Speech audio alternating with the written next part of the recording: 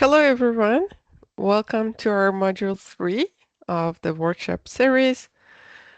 I think people are still joining, but I will gradually start. Can everybody see my screen with the presentation on full mode?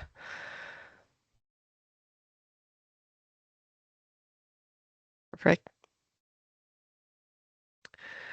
So, welcome again to module number 3 of the GeoAI learning series.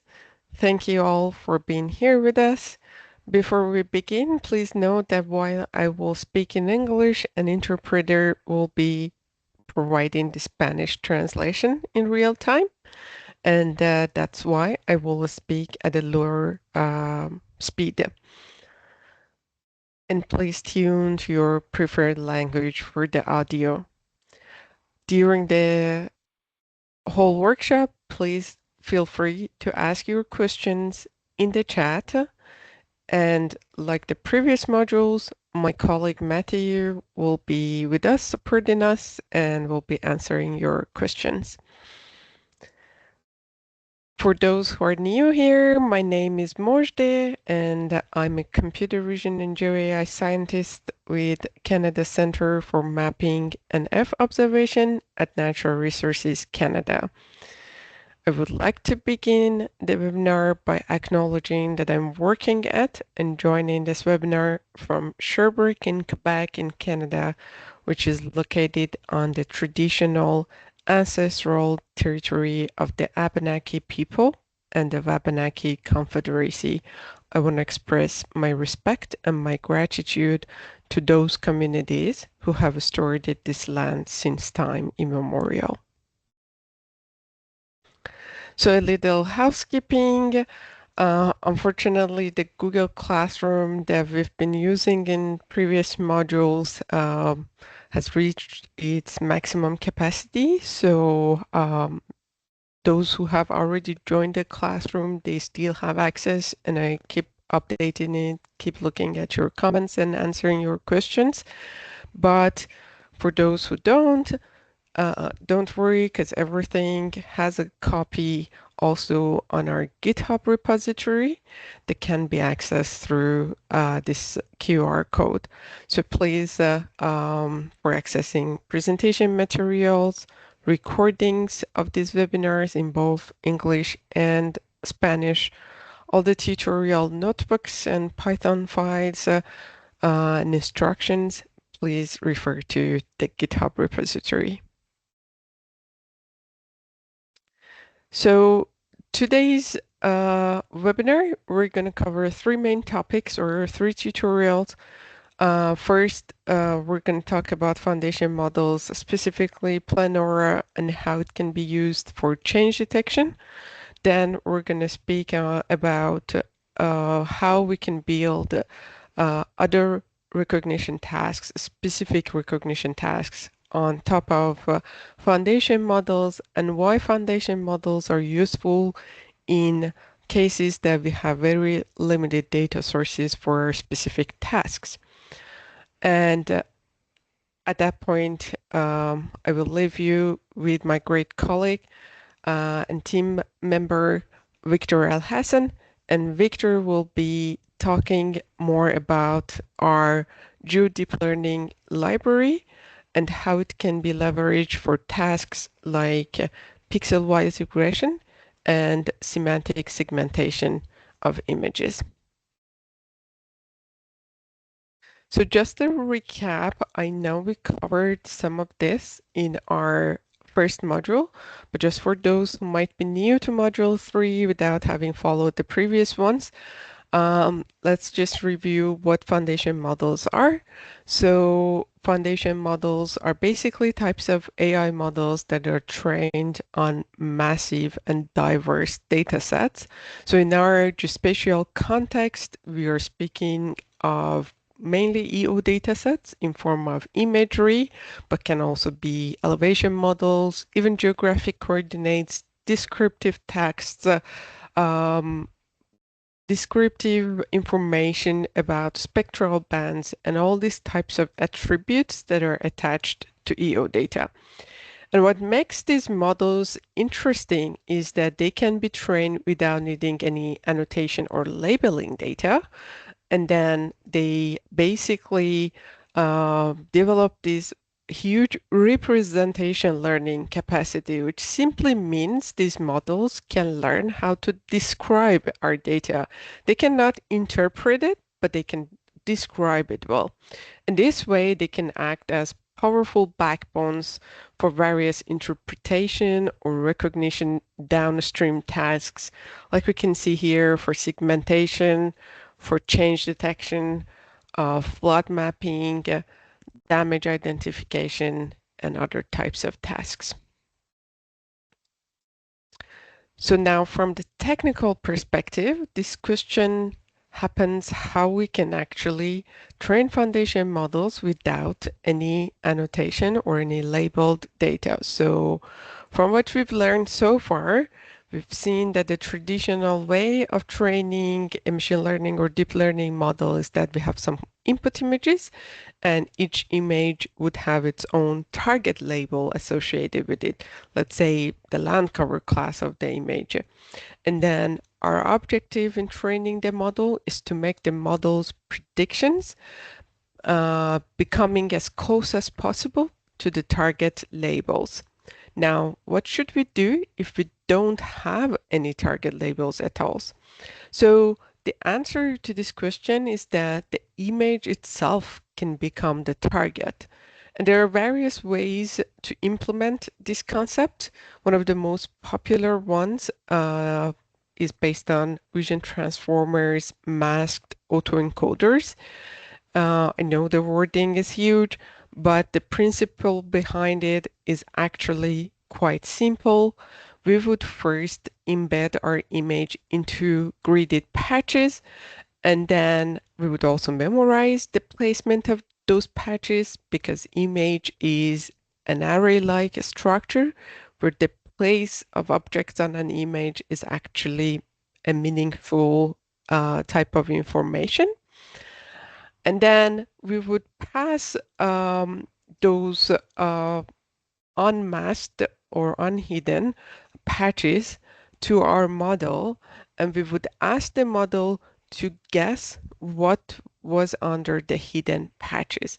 So basically, the job of the model is learning how to reconstruct or restore back the image from its hidden patches.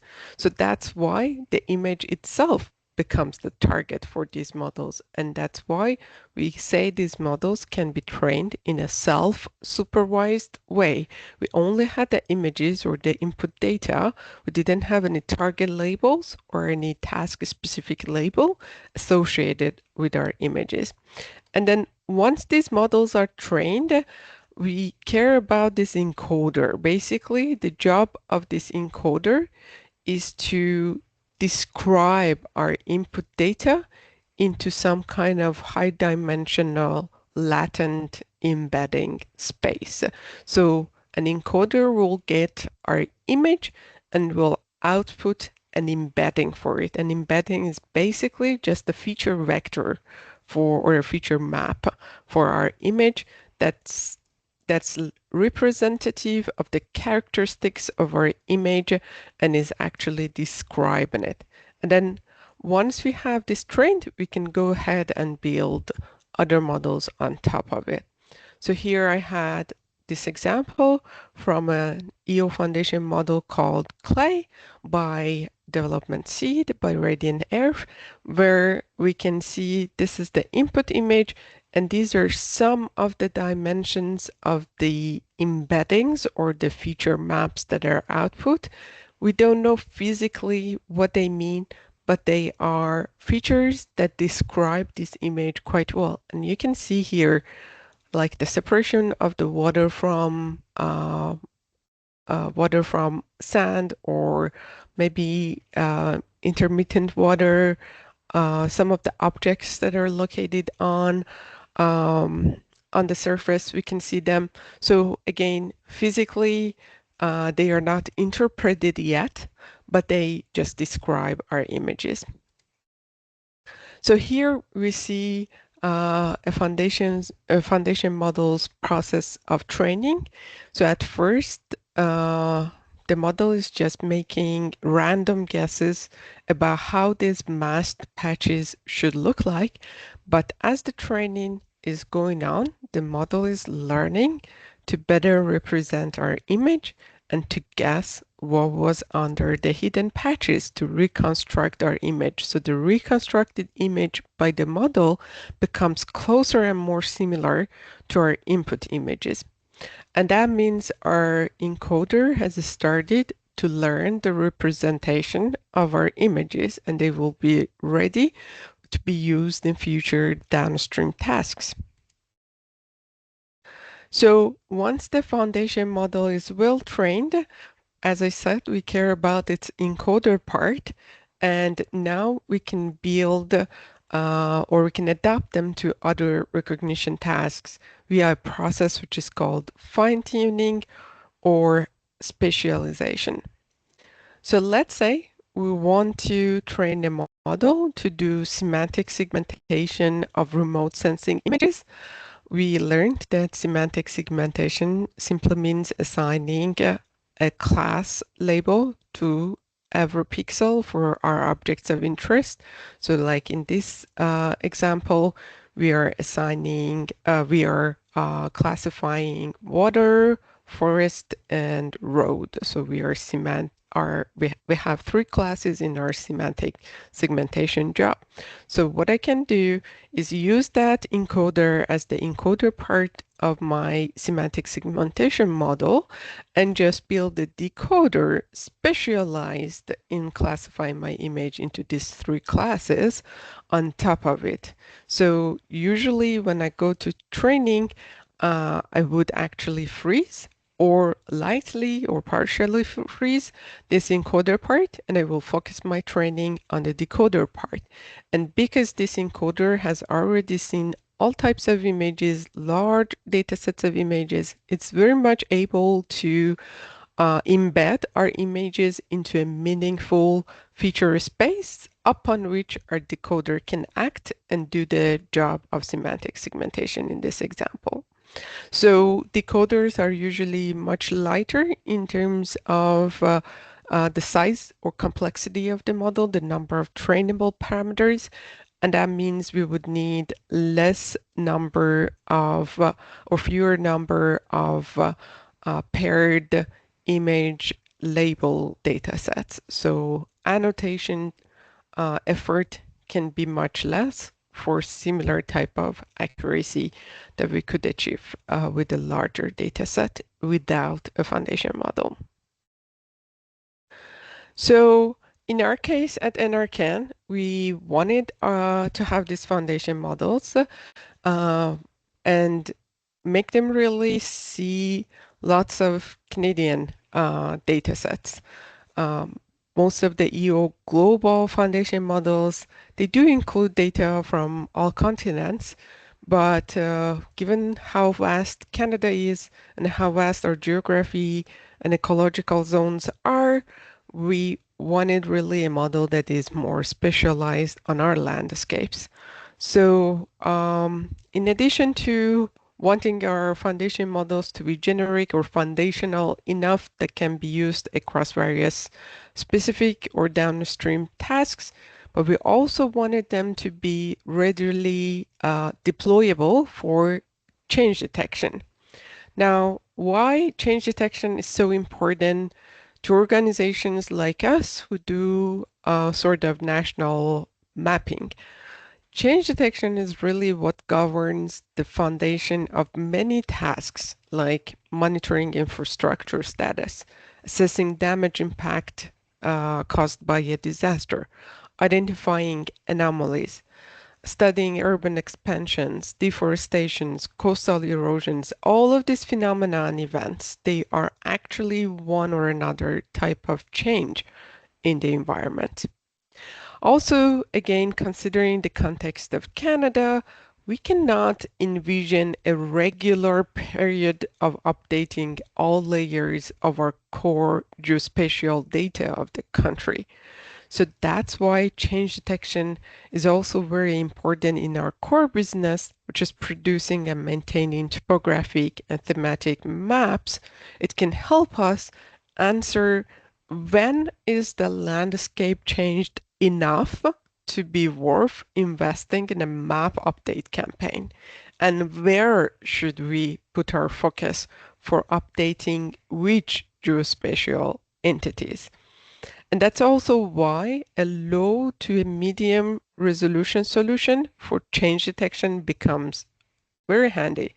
We can identify the amount and the type of change at these scales by less effort and, of course, cost through access to openly accessible data with higher coverage, lower resolution.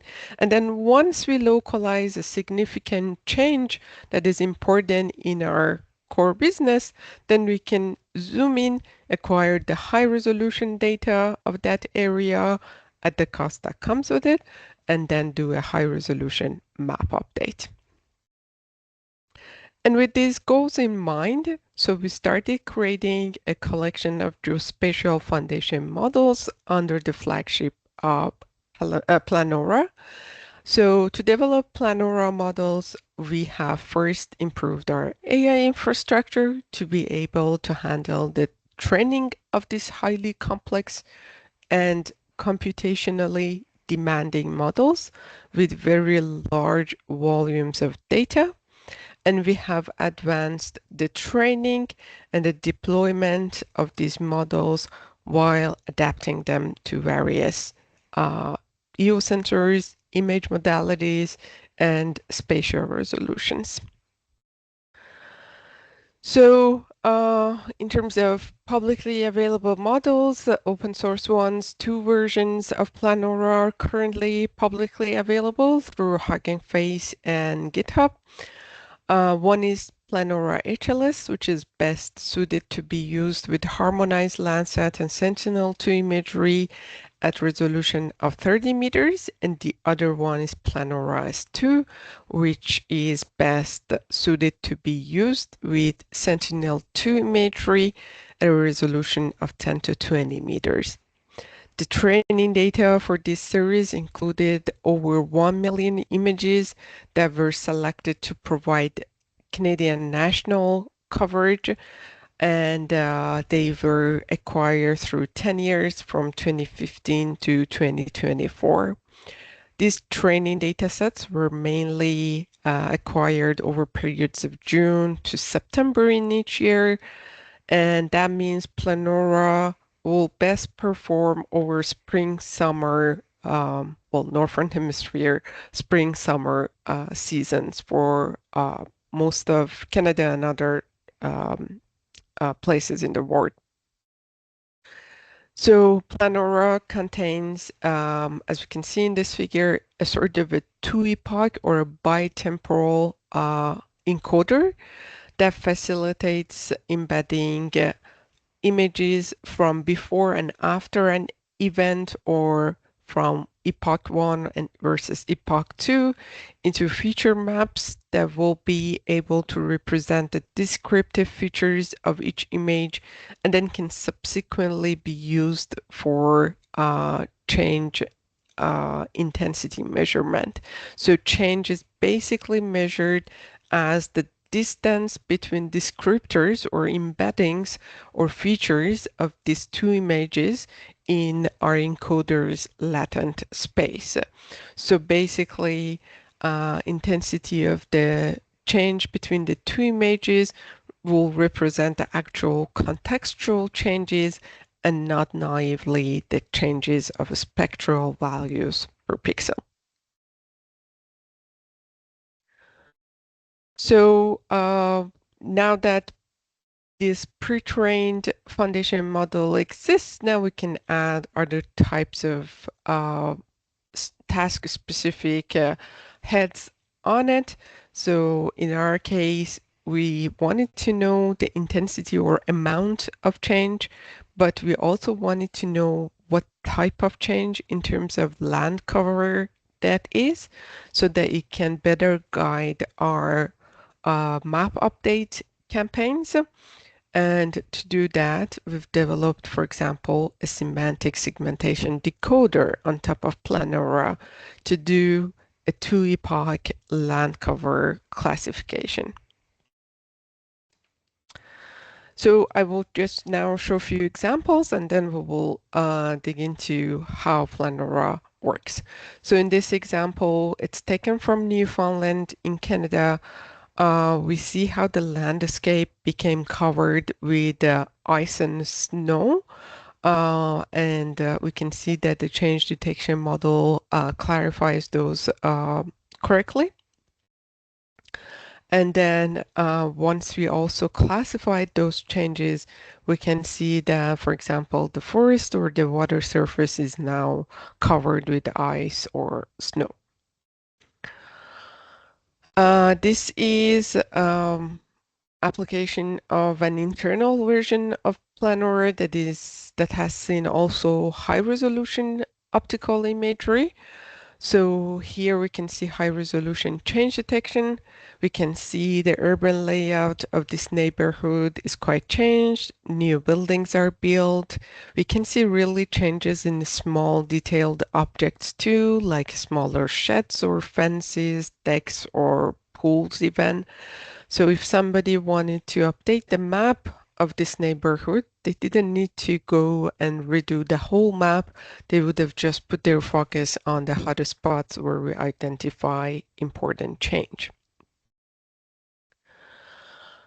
Same thing here. If we wanted to quickly derive insights from the meaningful changes in this scene through manual and visual interpretation by, let's say, a technician, it would have taken us quite some time.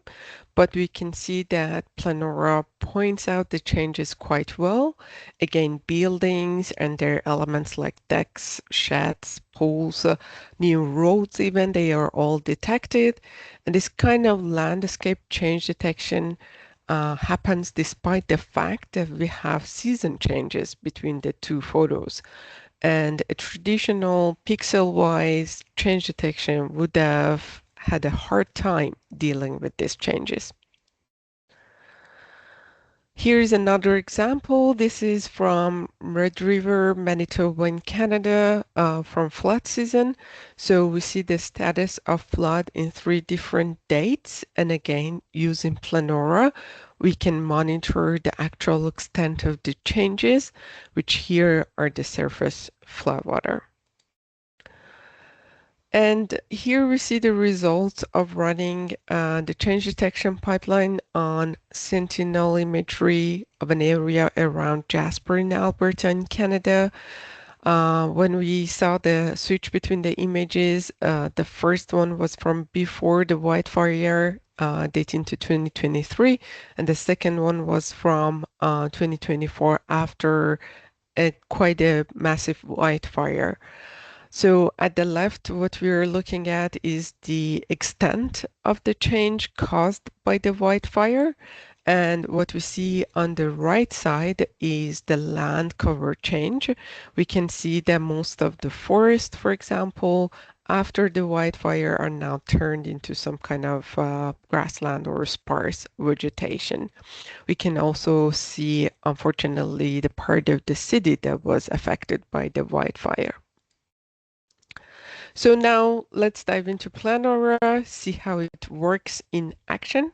If you're following us through the GitHub of the GeoAI classroom, I added a README that will bring you to these pages that are specific to Planaura. So just give me a minute to change my screen and I will be with you shortly.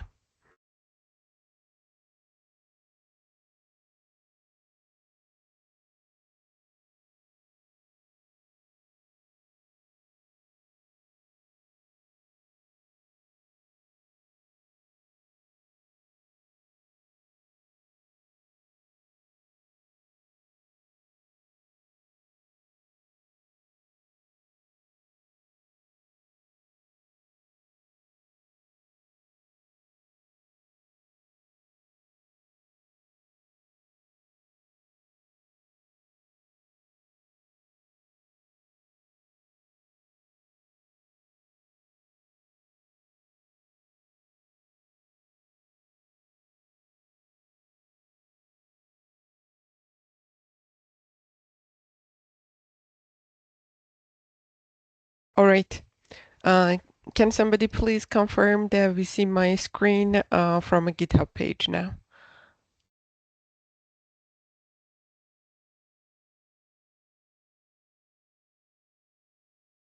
Perfect. Thank you. All right. So let's talk about how Planaura works. So I didn't create a specific Jupyter notebook for this one because the README of the original repo of Planaura is very much complete, and we've also included data files for you to be able to readily run the package. So just to let you know, in terms of imagery, we are working with 6 bands of either Landsat or Sentinel-2, and they are the red, green, blue. Uh, the new one of the new infrared bands at 865 nanometers, and two of the shortwave infrared bands. So this is exactly how your input should be ordered in terms of the bands before you provide each of your images to the model to be inferring from. So to install the package, we plan to upload our Docker file, so you can create a Docker image without going through single environment creations. But for the time being, you would need something like a Conda or any other Python environment that supports Python 3.10. And this Planaura library does depend on GDAL. Easiest way and cleanest way usually to install GDAL is through Conda itself.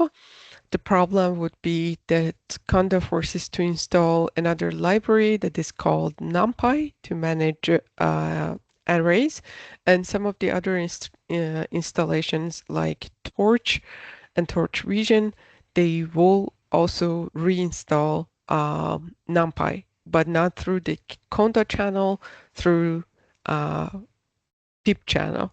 So it's important that the NumPy installed through Conda channel be removed, or some conflicts will happen later. So once your base Conda environment, let's say we call it Planaura, is ready, now we have two options to install.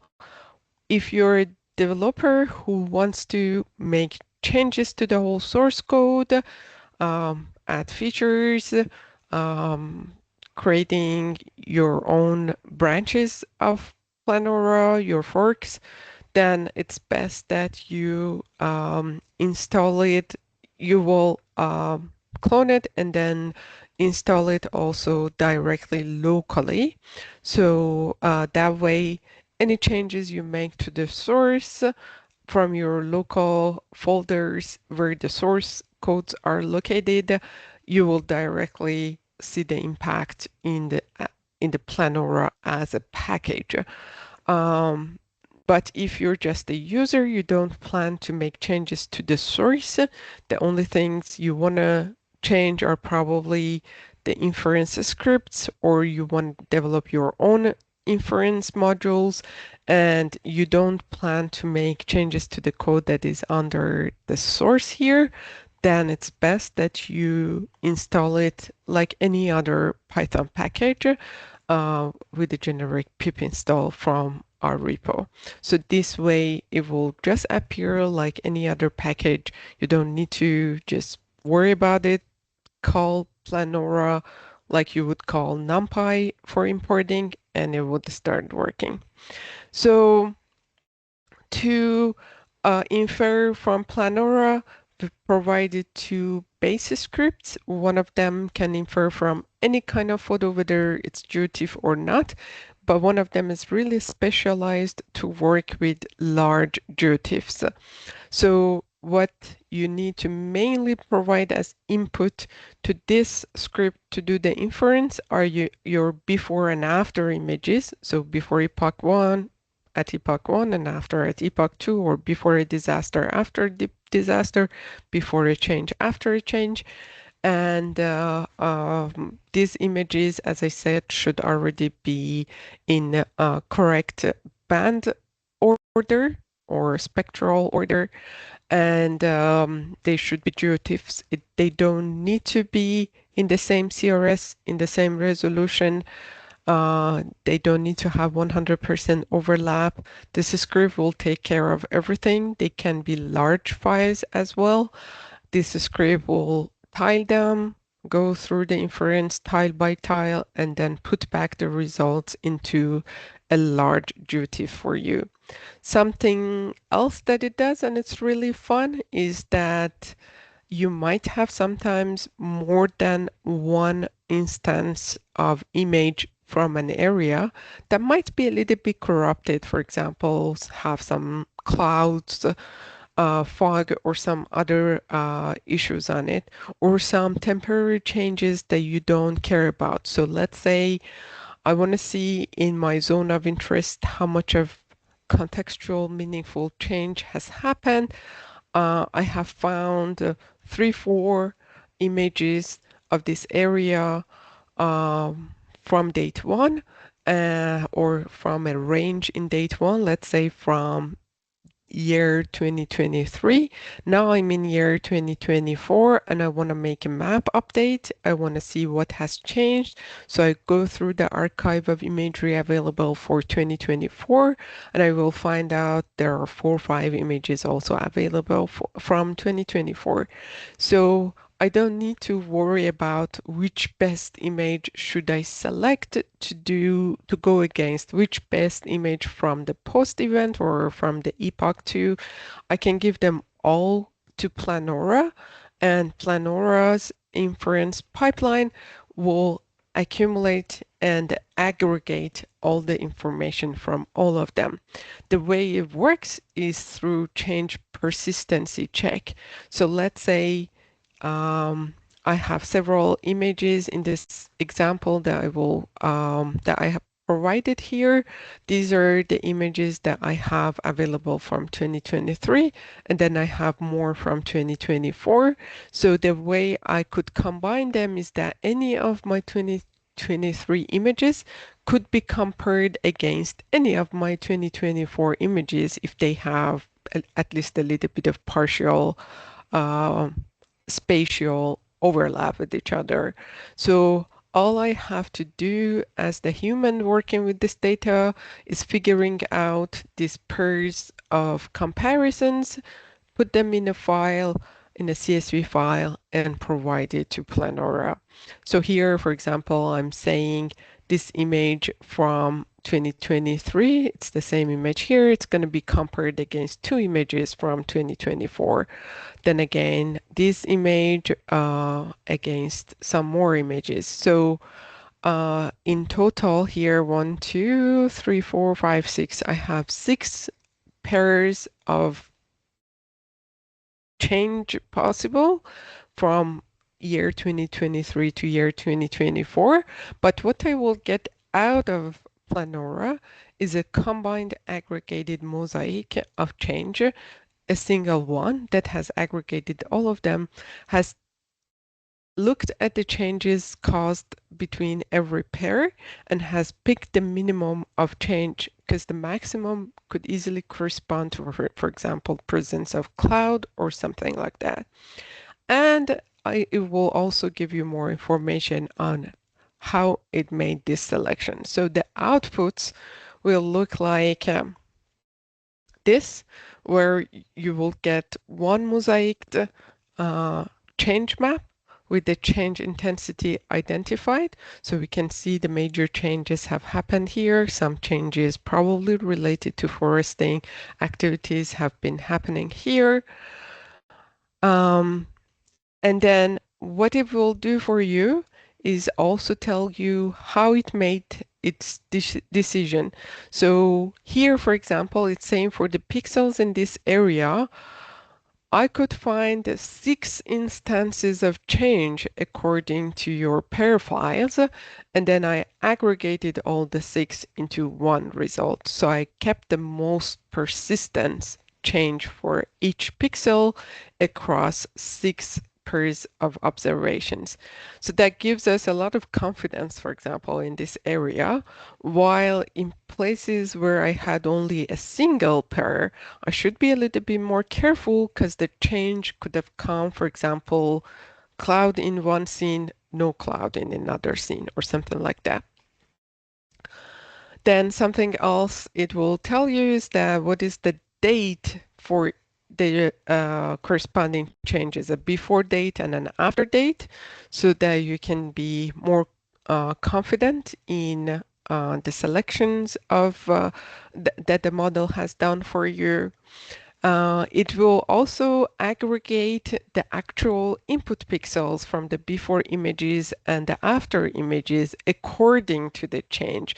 So that's very much helpful for you to investigate and see whether the change detected by Planaura is an actual type of change that you are interested in or not. So this will be the mosaic that comes out as the before image and as the after image. So you can do the comparisons and see uh,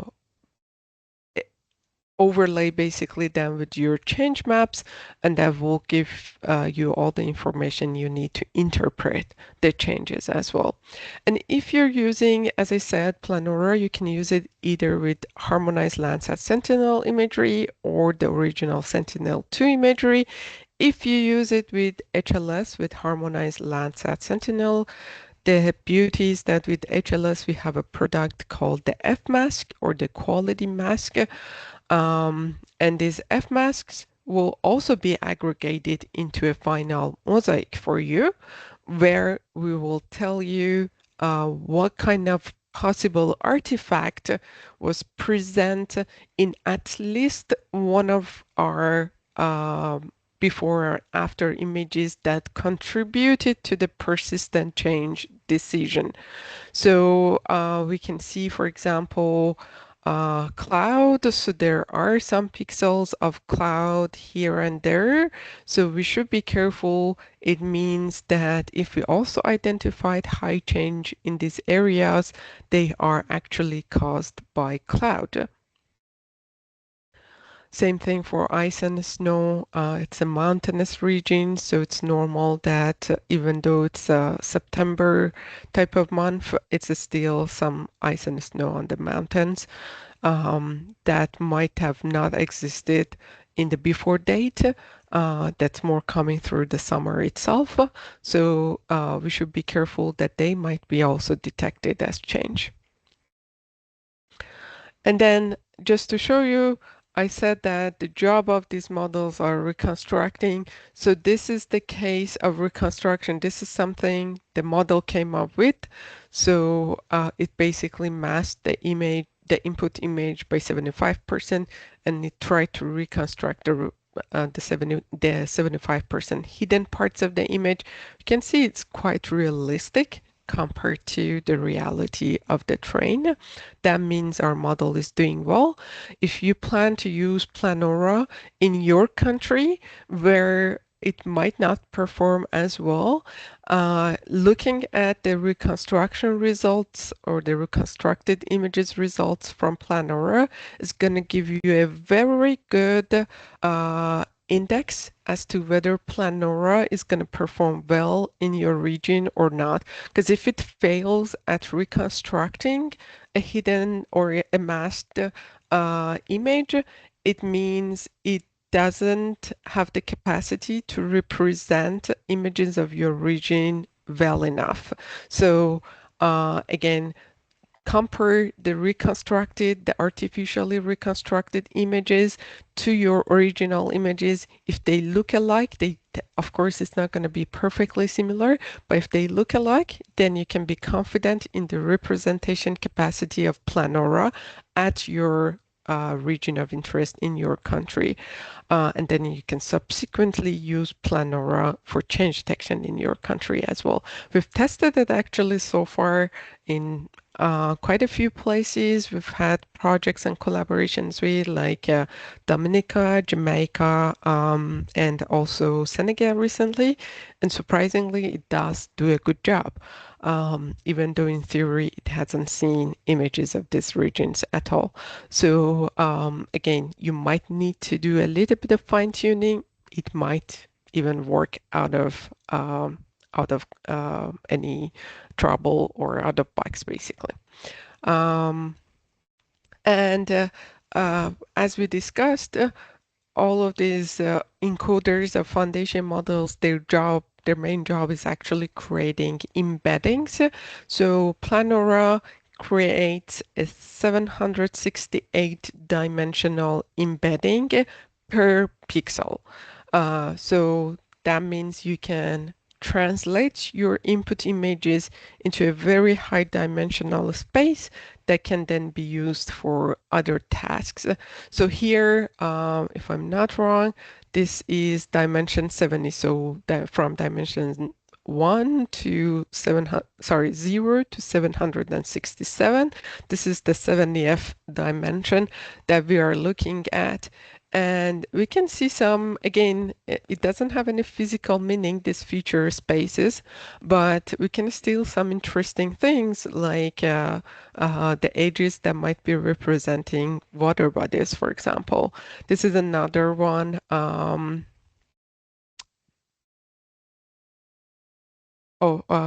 I think I'm probably, okay, this is from 2023 at that dimension, and this is from 2024. Same dimension. So we can also see even the changes that have occurred because of the wildfire, even in this single dimension of the feature space. So it's very interesting. Again, it only shows that these models are not making random guesses about the description or the attributes of the images. They are actually describing the images. These are types of tests you can do. And we know that people who are using, for example, outputs or embeddings of Planaura for classification tasks, for clustering tasks, things that you may even be able to do without any supervision as well.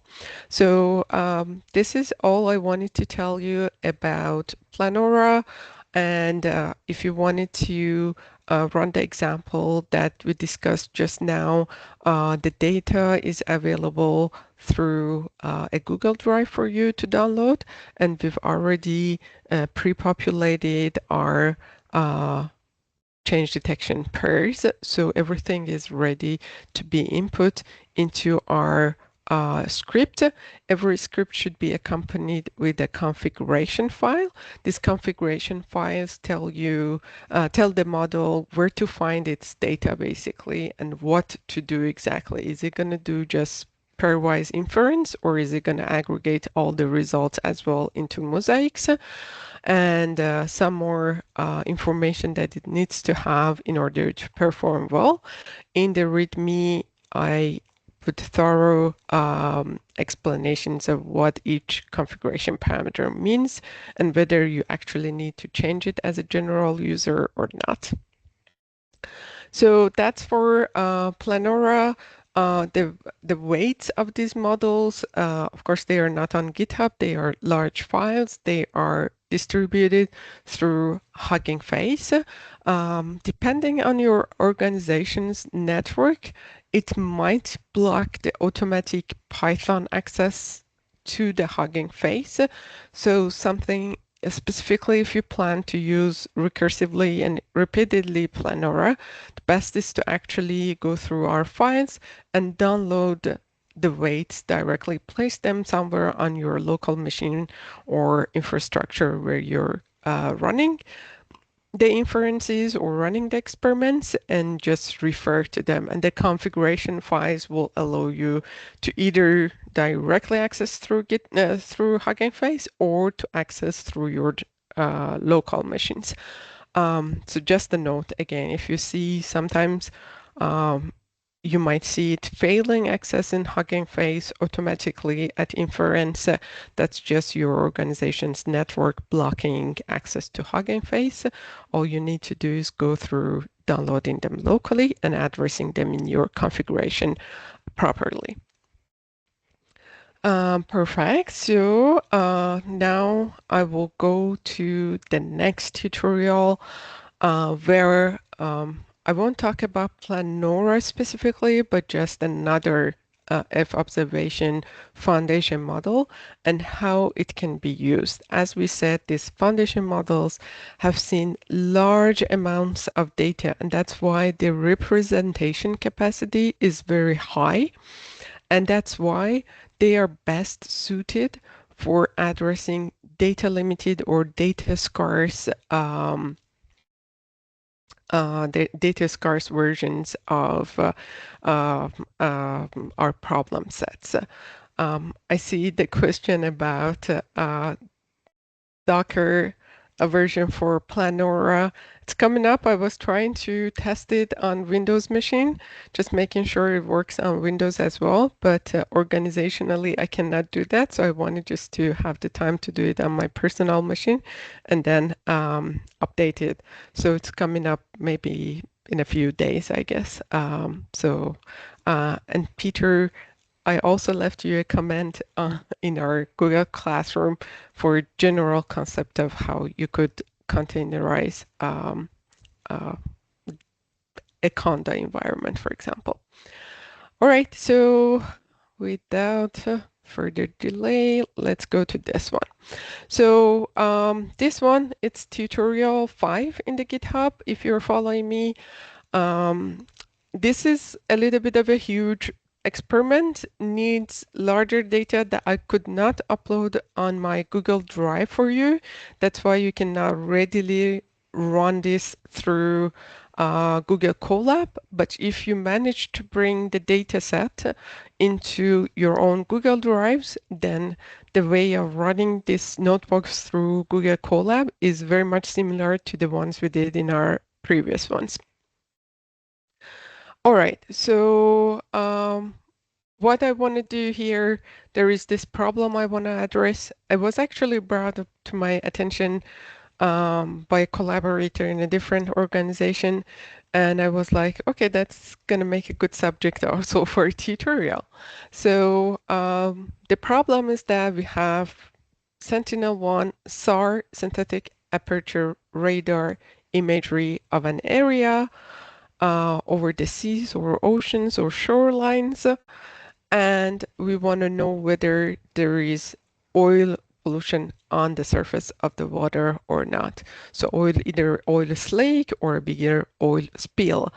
So this, in machine learning terms, translates to a image classification task. We have images, we want to classify them as containing oil spill or being clean. Now, the problem with SAR domain is that both oil and some other features will look very much similar on SAR backscatters. So that's why we also want to make sure that we're not confusing oil with look-alike features or features that look like oil. So in theory, it's basically a binary classification, clean, not clean. But in terms of if we want to go dig into the details of how cleanness look like, sometimes it might not be an oil feature, but look like an oil feature. So it might be a three-way classification problem. Now, constraint. The problem I have is that this is a very hard problem, so it's very hard to find training data sets for it. So somehow, let's say I managed to find approximately 100 images that some SARS expert or because of some incident reports, for example, someone could tell me whether they contain oil spills or not.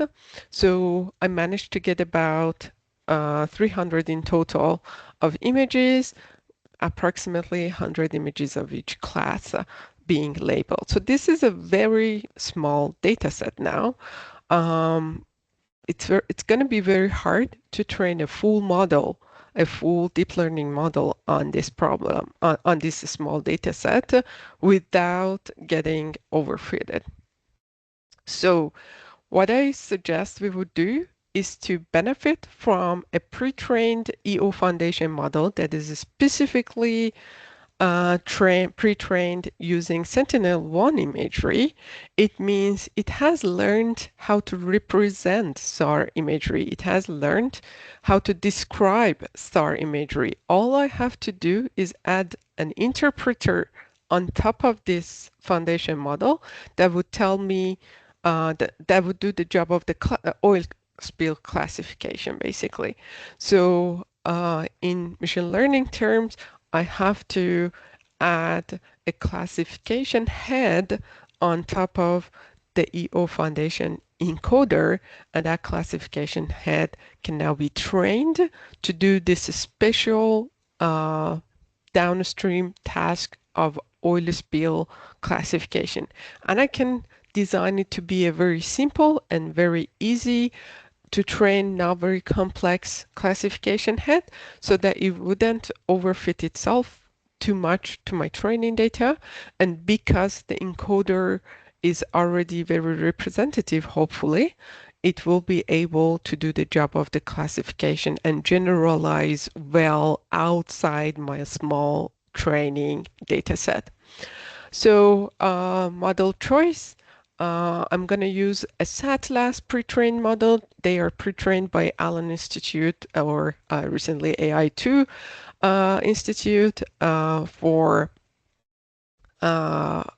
basically different modalities of images are pre-trained already, but this one I'm using has been pre-trained particularly on Sentinel-1 SAR imagery. And for dataset, I'm not the SARS expert, so I'm going to use a publicly available dataset of oil spills with Sentinel-1 imagery.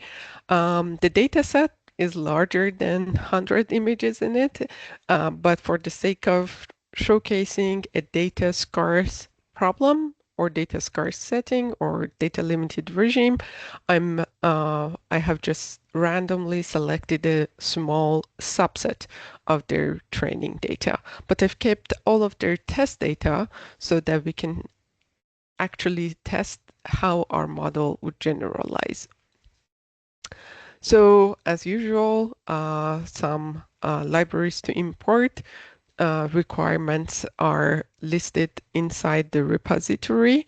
So what we have to do, I have also developed this Python code which contains a few classes and functions that we're going to use. So classes include our dataset class. You remember from the last tutorial that whenever we want to work with torch and torch vision type of training or inferring systems, we have to introduce our data in a very specific format, and we do that through the use of torch datasets, and that dataset should be specialized for reading in and pre-processing our own data.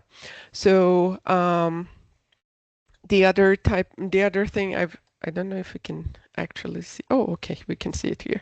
So that's my oil spill dataset, and then the other classes that I have generated are classifiers actually. So one I have built it on top of a generic model ResNet 18. These models are not pre-trained on SAR images, and then another one based on SATLAS, where I'm using pre-trained weights of SATLAS on Sentinel-1. So in theory, you should find the pre-trained weights in here. And again, I've done this because for example, my organization blocks Python access to Hugging Face directly. So I've told you where you can find those on Hugging Face, and once you've downloaded them, you can bring them and put them in your pre-trained folder, and that's how we would proceed. with reading the model in. So now let's see, this is a new data set to me. Again, I'm not a SAR expert by say, and this data set was not created by myself. This model was not pre-trained by me either. So it's very important that I understand exactly how things are working before I start using it. So here I'm first defining paths to my data. So the way I have structured the data is that I have created this folder dataset. Then under this folder, I have created train, validation, and test. And those 100 images I mentioned of each class, I had also again by a ratio of 15 to 85, I have separated them to validation and train themselves and put them under their representative class. So I've created a folder that contains train oil images, train lookalike images, train clean images, same thing for validation. And as I said, from the original dataset, I kept all of their test data and organized it exactly the same way. And these types of dictionaries, split data dictionaries, I have designed them in a way that my dataset reader actually needs them. So it takes these folders where it expects to see the data of a certain class, and if it's for inference, it will have no idea what it is. It just needs a folder of images, and then it will create the data set the way our model, our training process, our inference process expect to see. A few housekeeping items. Later, I'm going to create a geo package to be able to geospatially investigate this data as well. And I'm going to check on the machine, whether it's on Google Colab, on my personal machine, on organization machine, see if CUDA is available to run everything on GPU versus CPU. The original images are 2048 pixels. Just for the speeding up of things, I have decided to resize them. So my dataset generator handles resizing if it needs to be done. So I'm expecting every time my model to see inputs in 512 by 512 pixels. It also helps with the model being well, the backward specifically propagation process in the training to be less expensive computationally, because I wanted to run this notebook on my laptop, which doesn't have that much of GPU or RAM capacity. So that was by choice, basically, to reduce the size. You could keep it at this size. You could design the input size to be 512 pixels without resizing the images, but rather cropping inside the images.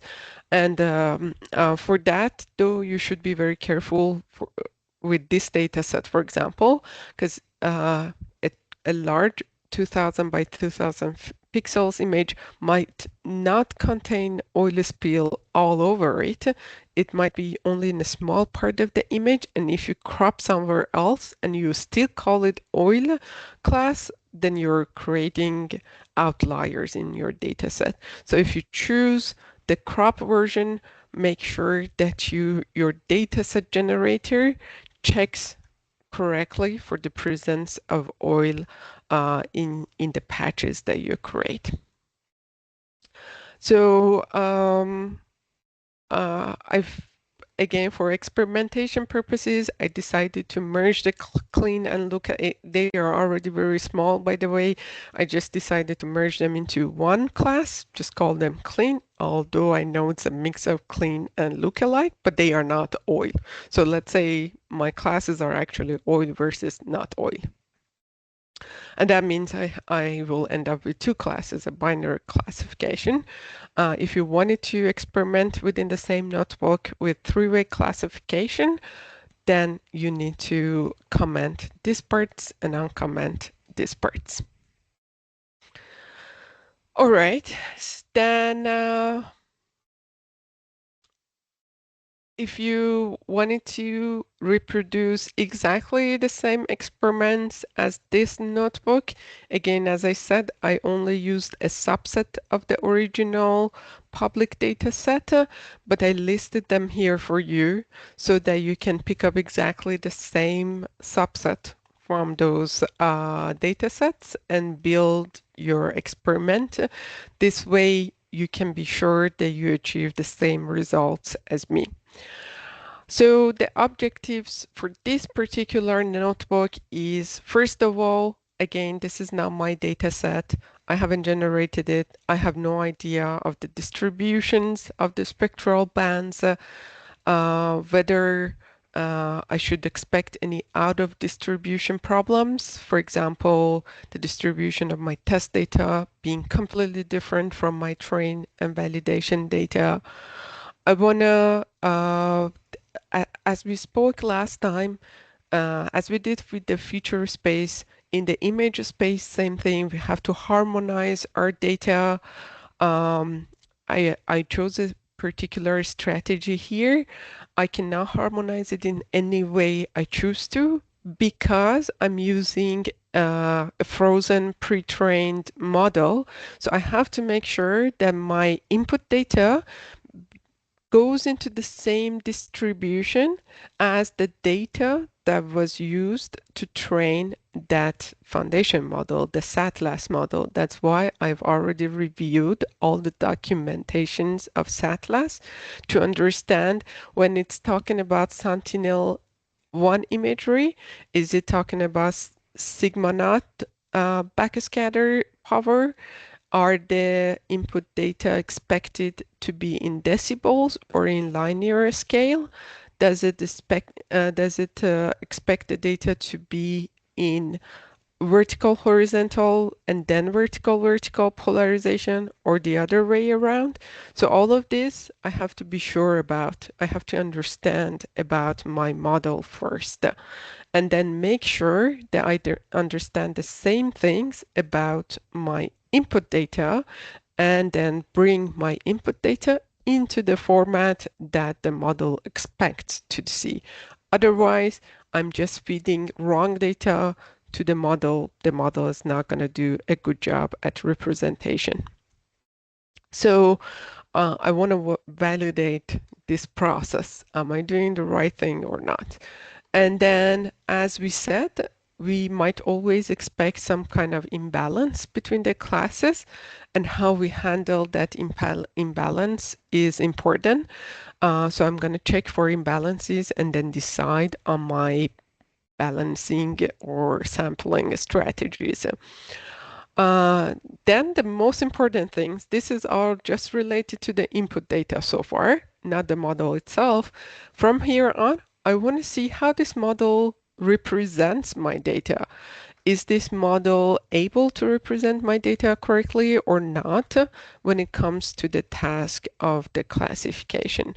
So I have to be able to decide whether a simple classifier built on top of a frozen pre-trained SATLAS encoder is adequate to address my problem or not. So this is actually the main question through this whole analysis I want to answer. So first things first, I want to check the spectral distributions in my train, validation, and test data set. So I want to see if I see peaks or a kind of distribution. Is it consistent through the classes or not? For that, of course, it's hard to calculate that distributions for all of the images, all of the pixels. So I'm doing a subsampling through the images and their pixels here to show that. So this comes back as the distribution of vertical VV polarization. We can see that our test has a little bit of a different distribution. So it's not completely out of distribution, but we should expect this test data set to be a challenging one compared to the train and validation that have almost identical type of distributions. Same thing again in the VH backscatter, we can see some non-normalities going on in our test data set. So for normalization and for that conversion to a format that SATLAS needs to see, I know that SATLAS is pre-trained with linear scale data, while this data set is in decibels. So you see the numbers are quite large. That's because they are in decibels. So I have to find a way to go from decibel to linear, and then oil spills, they usually appear as dark spots over water, and that means oil spill is probably showing up somewhere here in the range of the backscatters. That once translated to a linear, it's gonna be very dangerously close to zero, because if my input neurons or input layer is already zero, no matter what weight I multiply on top of that, it's going to return me zero. It means it's going to just disappear. So I'm not going to be able to detect them. That's why I also make a decision to apply a shift to my data, a very small one, just like 0.1, but just to save those pixels of oil that are they're not perfectly zero, but they are very close to zero in the linear scale. So I do that, and I also handle no datas. Unfortunately, this data set, although the images are GeoTIFFs, they don't have an explicit no data. But when I browse through the images in my GIS platform, in QGIS, for example, I noticed that value 0 is implicitly used to represent no data. So I have to make sure that my dataset generator is also able to handle no data correctly, because there is no such thing as no data when you're inputting data into a model. You have to have some value. You just don't want to mix that value up with the values that are important for you. So if I keep it 0, given that oil is now also close to 0, then we're going to mix up no data with 0. So I'm going to decide to assign a larger value to represent no data and make no data as different as possible from my oil pixels. But none of this should impact the distribution of the data. So if after all of these processes, I plot the same kind of distributions, but in my new post-normalized domain, then I should see very similar looking distributions. That means my normalization is not causing harm. So, and this is exactly what happens.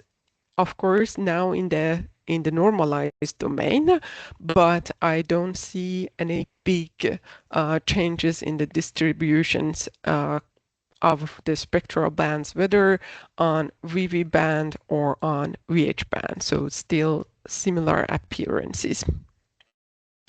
Now, some visual sanity checks, making sure that visually the data after and before normalization is looking the same.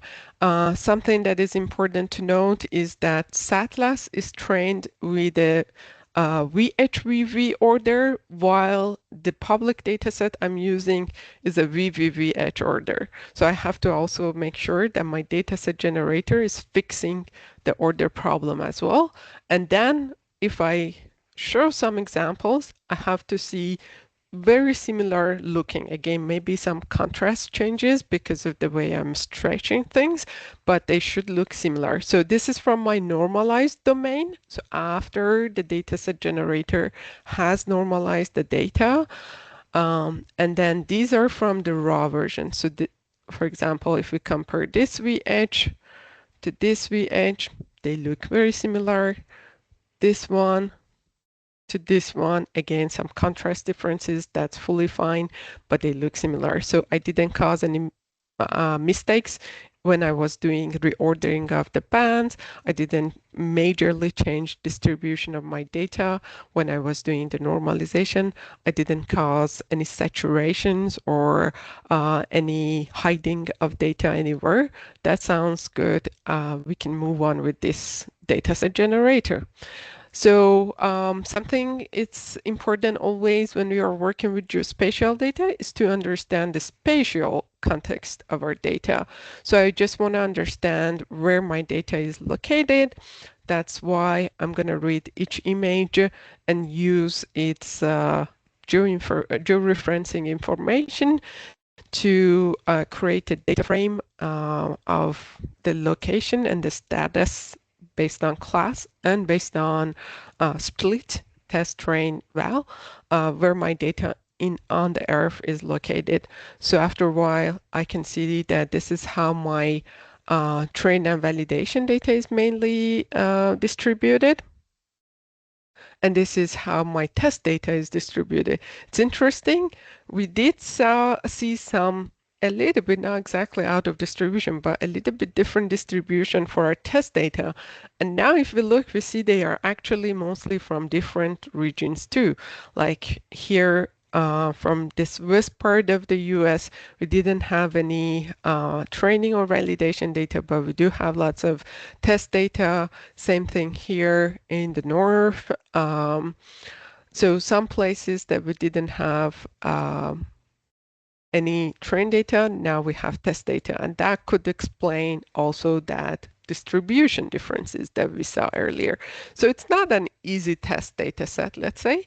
And if our model succeeds to generalize well, after being trained on such a small training data set, we should be quite happy with our results. So as we said, we want to handle class imbalances. In this data set, there is not much of imbalance.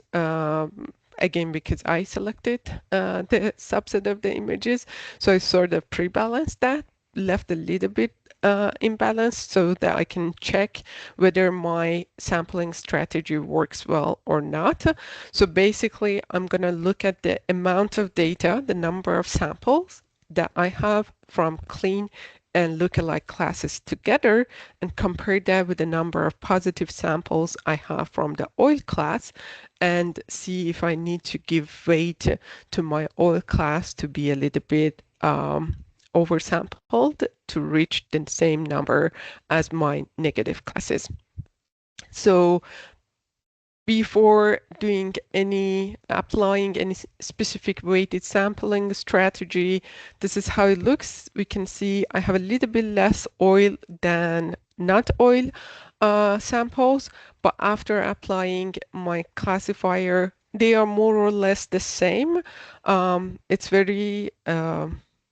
it's a little bit of a random behavior. So in each epoch of the training, the the exact number of sampled oil items versus non-oil samples will be different slightly, but more or less they will end up being around the same number in each epoch. So it means my sampling strategy is working fine too.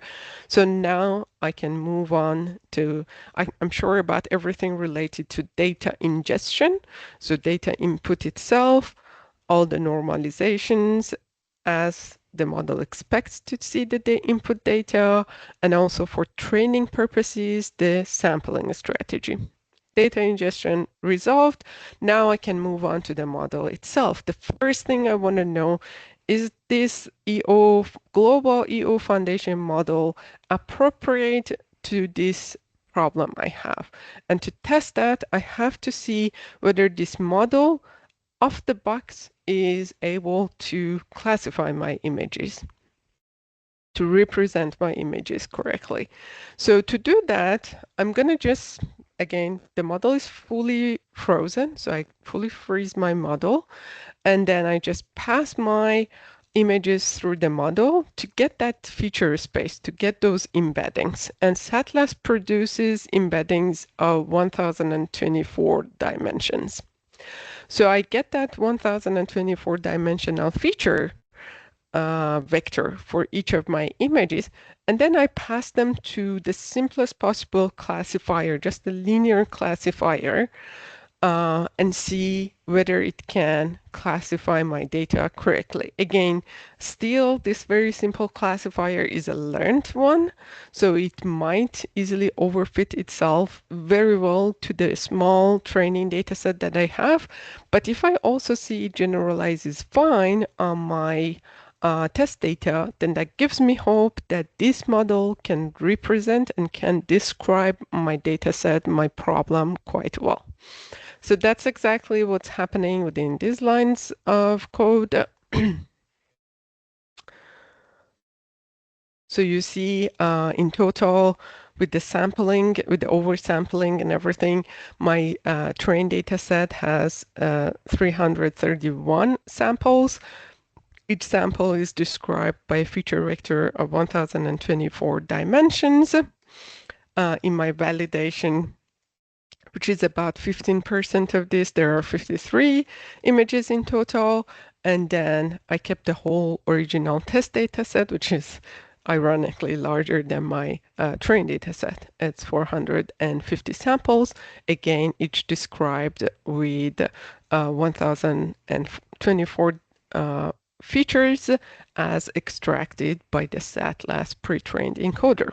So I'm going to do that linear probing, simply means training a straightforward, no hidden layer, linear classifier on this feature data set and see if I can get a good separation of my classes. So of course, linear probing is not the end solution. It's just a test. Given that we are doing binary classification, if linear probing returns something around 0.5 or 50% accuracy, it means it's just doing random guessing. It means this model is not good enough to solve my problem out of the box. It needs to be fine-tuned somehow, either end-to-end or just with some of its later, deeper layers.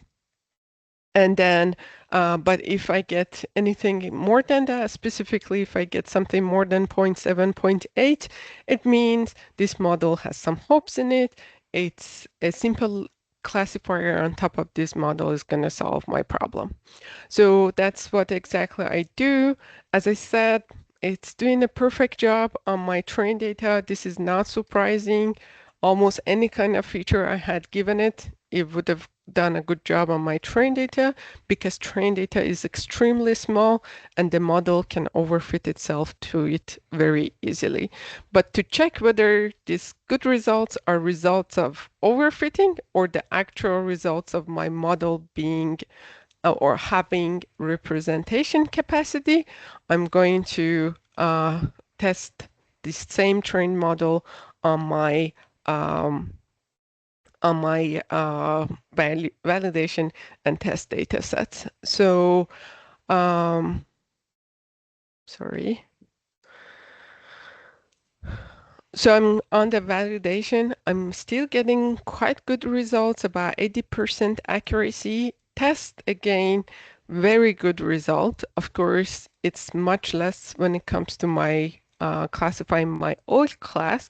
But again, keep in mind that I had about 100 something examples of oil, and it's doing a great job already um,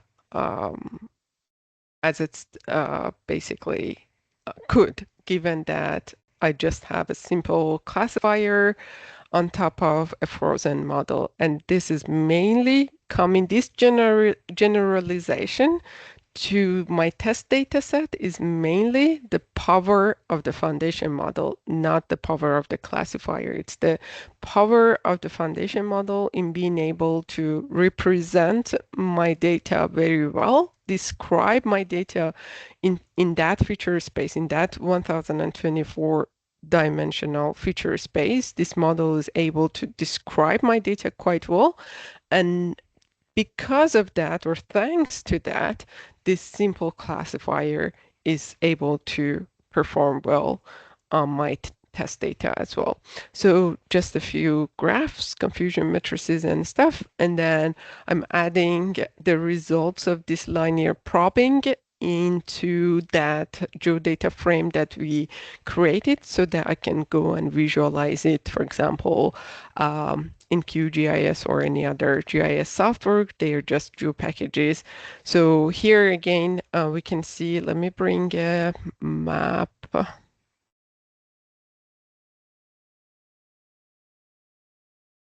So here we can see again the global distribution of our data.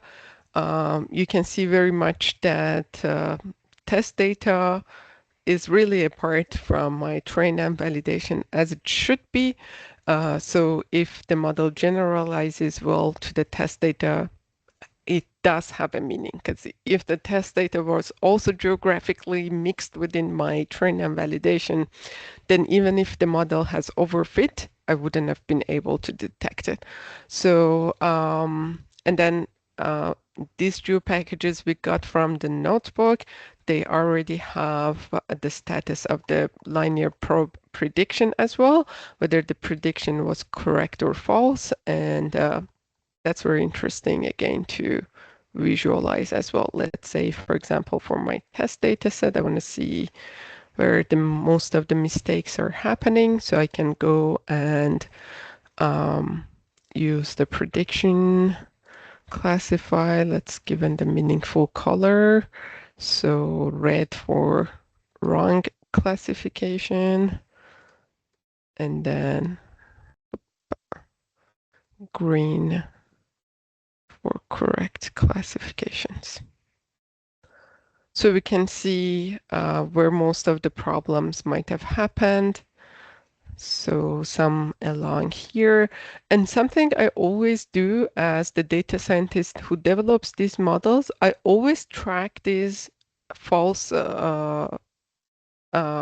positives or false negatives because they might actually showcase something about the data to me. So I'm gonna always go check these images one by one and find out what is so particular about them that the model is making mistake. Are they mainly confusions with lookalike? If they are lookalike, what kind of lookalike they are? Is there a way in my data ingestion, I can boldify their presence so that the model can deal with them? Is there a need maybe to oversample similar samples from my training and validation data set so that the model gets used to them and doesn't become invariant to them? Sometimes the data set might need further curation. Maybe actually the label assigns to these images was wrong and the model is doing a good job. So this can also happen frequently actually. So as a data scientist, it's my job to go through all the failed cases on my test data set, study them, understand why the model could have failed, and then come up with the strategies to improve my model next time around. So this is something I asked you actually through an exercise to do. And then next, we will be ready. We have made all of our required investigations and conclusions about the data set and the possibility of using a SATLAS model. So next we can go ahead and actually train the model. So I've also added something fun to this, if we can call it so, to this uh, to the package that I prepared for you, is that once your model is trained and you do inference using it, it also generates something that is called classification activation map that sort of tells you, spatially speaking, what helped the model make the decision it made. And because we are talking about oil spills or oil leaks, then naturally we would expect that the places where there is oil have guided our model to make the decision that this image should be classified as oil. And it's actually like that. So once I trained the model correctly and I inferred from, this is a sample test data with the oil slick on it, and you can see the activation map, we call it the CAM, the classifier activation map, is actually spatially pointing to the whereabout of the oil spill. So not only it helps explaining the decision of my model, but it also maybe even helps with further tasks like localizing the oil spills. So this is something I also added for you in the package. So for training, everything is already packed into ready-to-use functions. All you have to do a little bit of decision on configurations of training your model. As we spoke about, um, we want to keep our backbone freezed. So SATLAS pre-trained encoder keep frozen completely. We saw that in its own shape, current shape, it's able to do the job, so no need to train it at all, not even partially. And then the total number of epochs I want to train the model for, the batch size, which is both a function of capacity of your GPU, but also you should be a little bit careful. When we have small data sets, we usually don't opt for a huge batch size because the noise actually in our data set is going to help the model learn better. So as opposed to when we are training foundation models, for example, or large language models, we would usually go with a very large batch size as much as our GPU allows, like 128, 256, thousand in case of language models, but with these smaller deep learning models, we choose smaller batch sizes. And then an initial learning rate that will be scheduled later, so it won't be a fixed learning rate as we talked about this during the first module. As the training goes on, the learning rate should become smaller and smaller. This scheduler is going to handle it to be able to retrieve the trained checkpoints. I save them every 5 epochs, for example. So this helps me if for some reason, let's say my GPU fails, or if I'm on a cluster of GPUs, my schedule runs out, and I have to resume the training, I can simply resume from the last checkpoint, in which I also store the status of the optimizer, the scheduler, everything. So we just go through that and apply it. Um, that would be the case. Like if I wanted to resume training from an existing checkpoint, I would have set this to true that point. And identify where that checkpoint is located.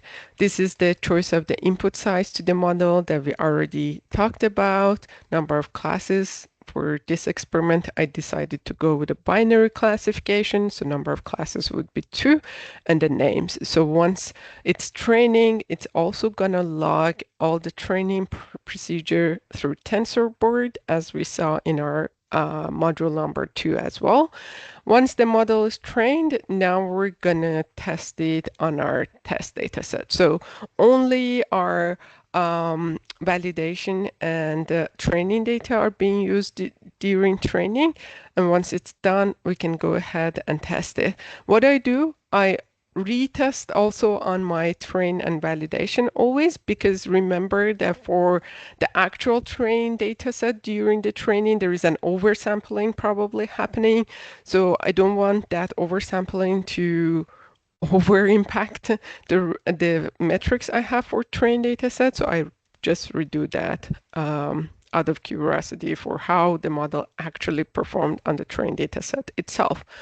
And then this function helps you to do inference from any geotiffs. So of course I don't have other images, so I'm using the test images, but it doesn't mean it's relying on the labels. It's just doing inference. And the output of the inference for each image, you will get the class that the model decides for it. And for each of the other classes, you will also get a score. Of course, this corresponds to the, oops, okay. Uh, this corresponds to the class with the largest score amongst all. For each input image, it produces that activation map I told you about. Again, this is another nice example of the placement of the oil slicks and the activation. The classifier actually has put its spatial attention exactly in these areas. And you will notice that sometimes, let me see if I can find an example. Sometimes it will give you an activation map like this. This is this doesn't sound, unless it was the whole image was really filled with oil slick, this doesn't sound like a valid activation map. And when I check these images, I see that it actually misclassified them. So these activation maps can also give you a quick visual aid to figure out misclassified images as well. As I said, during the training, everything is being logged into TensorBoard for experiment tracking. So here is an example. We can see I trained for 21 epochs. Accuracy was going up both in validation and train. This is a good sign. No overfitting has been happening. Same thing for the loss has been decreasing in both cases. And then these are the types of the main test function um, types of results it will give you. So again, we see, of course, very good results on train, again, good results on valid, and acceptable results also on test. You can see the results now that I trained an actual classifier on top of this atlas. The results are better than just a linear probe. So again, as a data scientist, my job doesn't end here. There are tons of experiments we can still do with exactly same data sets. We can try different models. Okay, this was EO foundation model. What if I had just another model that was trained on a different type of data? Would it still work or not? So these types of experiments, what if I trained that small kind of smaller model from scratch? Given that my training data set is anyways small, would it help really, or I have to stick with the kind of EO foundation model solution that I'm using right now? As we said, always check the misclassified samples, find out why they are misclassified. Those are pointing directly to the weaknesses of your model or your data set. And either way, you can hypothesis solutions to improve them. So you can go to the next rounds and next iterations of experiments with them. Um, we did see there are some dependencies on geospatial features. Is there something maybe we can help? Sometimes in some models, people would add auxiliary information, for example, which continent the image is coming from.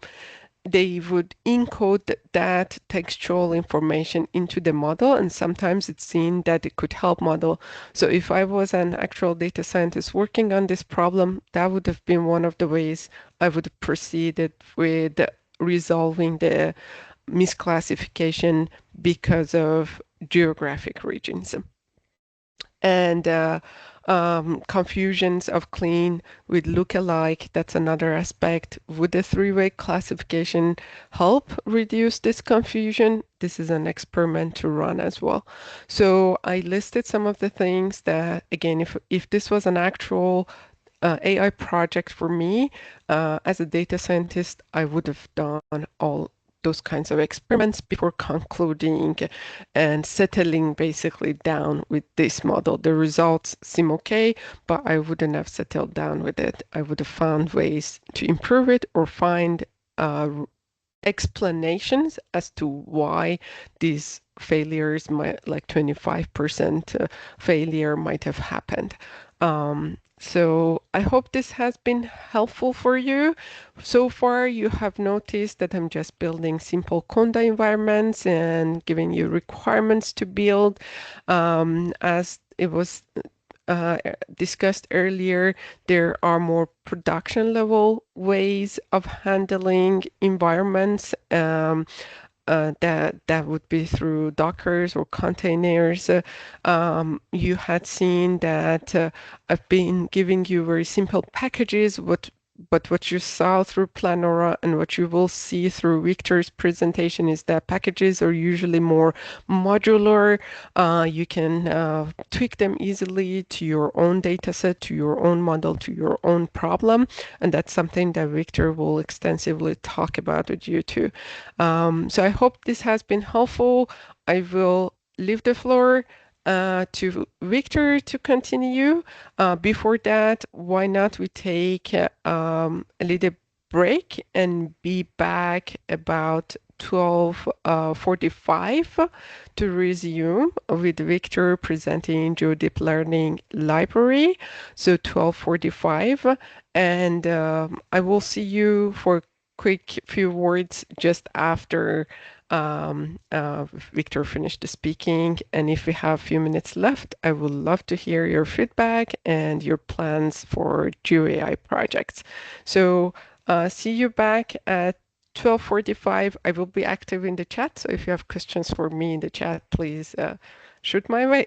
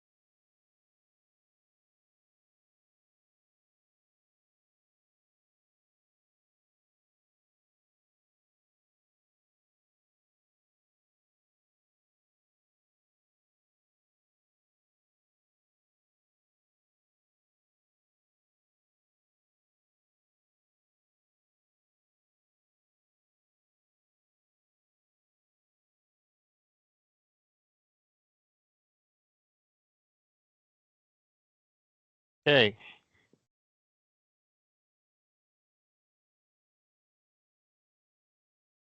I think we are ready to start. I'm not sure if we should wait any further. Okay, good. I have the thumbs up from my colleagues. Yes, thank you guys for joining us today. I am Victor Al Hassan. I will be presenting GeoD planning platform, which we maintain as a group in CCMEO. I work as a scientist, physical scientist. Most times I like to say I'm a deep learning engineer alongside Moshde, who you heard from, my senior colleague, and a few other colleagues that are monitoring the chat as we go. So without so much or further ado, I can basically just jump right straight into it.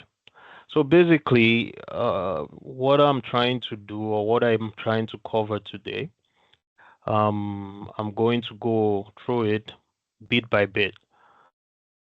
I would start from a general introduction of geodeep learning. Then I'll talk a little bit on how you can set up your development environment in 2026. Use some of the cool tools for some of you familiar with Python, PyTorch, PyTorch Lightning, some of those tools, most they have already spoken about. Then we would see, time willing, practical applications and usage of geodeep planning. So first things first, I would like to develop a mental model of geodeep planning. Um, as a platform, we call it geodeep learning, but uh, each word combined together, they do mean something. And if you were to take each word bit by bit, you begin to have a mental model of what is going on with the term geodeep planning. So on the geo side of things, you have so basically geo in this case means geospatial data in various forms and formats. So satellite imagery, aerial photos, and vector data. Typically, these are inputs into the model and also outputs, as the case may be. Deep learning, on the other side, is a family of algorithms which we use to learn patterns from large data sets to optimize or solve different tasks. So when you combine these words together, you have the full term geo deep learning. And essentially, what it just means is you are accomplishing tasks with a family of algorithms, deep learning algorithms on geospatial tasks. So, example of those tasks include classification in the geospatial sense. Um, what is in this area? Is it forest? Is it water? What are we detecting? Are we detecting roads? Are we segmenting land cover, land use classes? So those are examples of geospatial tasks, which you can reformulate into particular use cases, just like what Moshe presented, the oil spill project. You can also do things like, I don't know, detecting ships on water and amongst other things. So moving forward, now that we've developed a mental model of geodeep learning, right, in its verbatim term, what geodeep learning means, now we would shift, or let's move on to talking about the platform or the framework that we have developed internally, but open sourced it to the public, called geodeep learning. When I speak on it, so before then, I would quickly show you the website just so that people can follow quickly. So if you have the opportunity, you can already start taking a look at the GitHub repo where we host the framework publicly.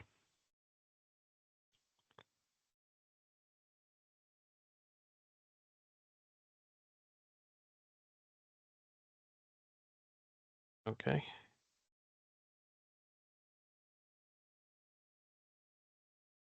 Okay, so I would start describing this framework step by step, highlighting some of the components we have and how it works. So first things first, why did we build out this framework? We built it because practitioners, they need, or we are all practitioners in this case, we need a modular and composable, extensible framework in order for us to easily, quickly prototype and build deep learning models for geospatial tasks, which is essentially what deep learning in its verbatim word means. Accomplishing geospatial tasks using deep learning algorithms. So we provide this framework for you to be able to do it easily, prototype quickly, and for you to be able to build very, very complex deep learning models, as we would revisit as we continue this presentation. So the goal was to provide this clean, unified training framework, and it's based on PyTorch, PyTorch Lightning. Some people may have used some of this framework, but essentially these are, I would say, PyTorch is the flagship deep learning framework currently most people use to develop deep learning models.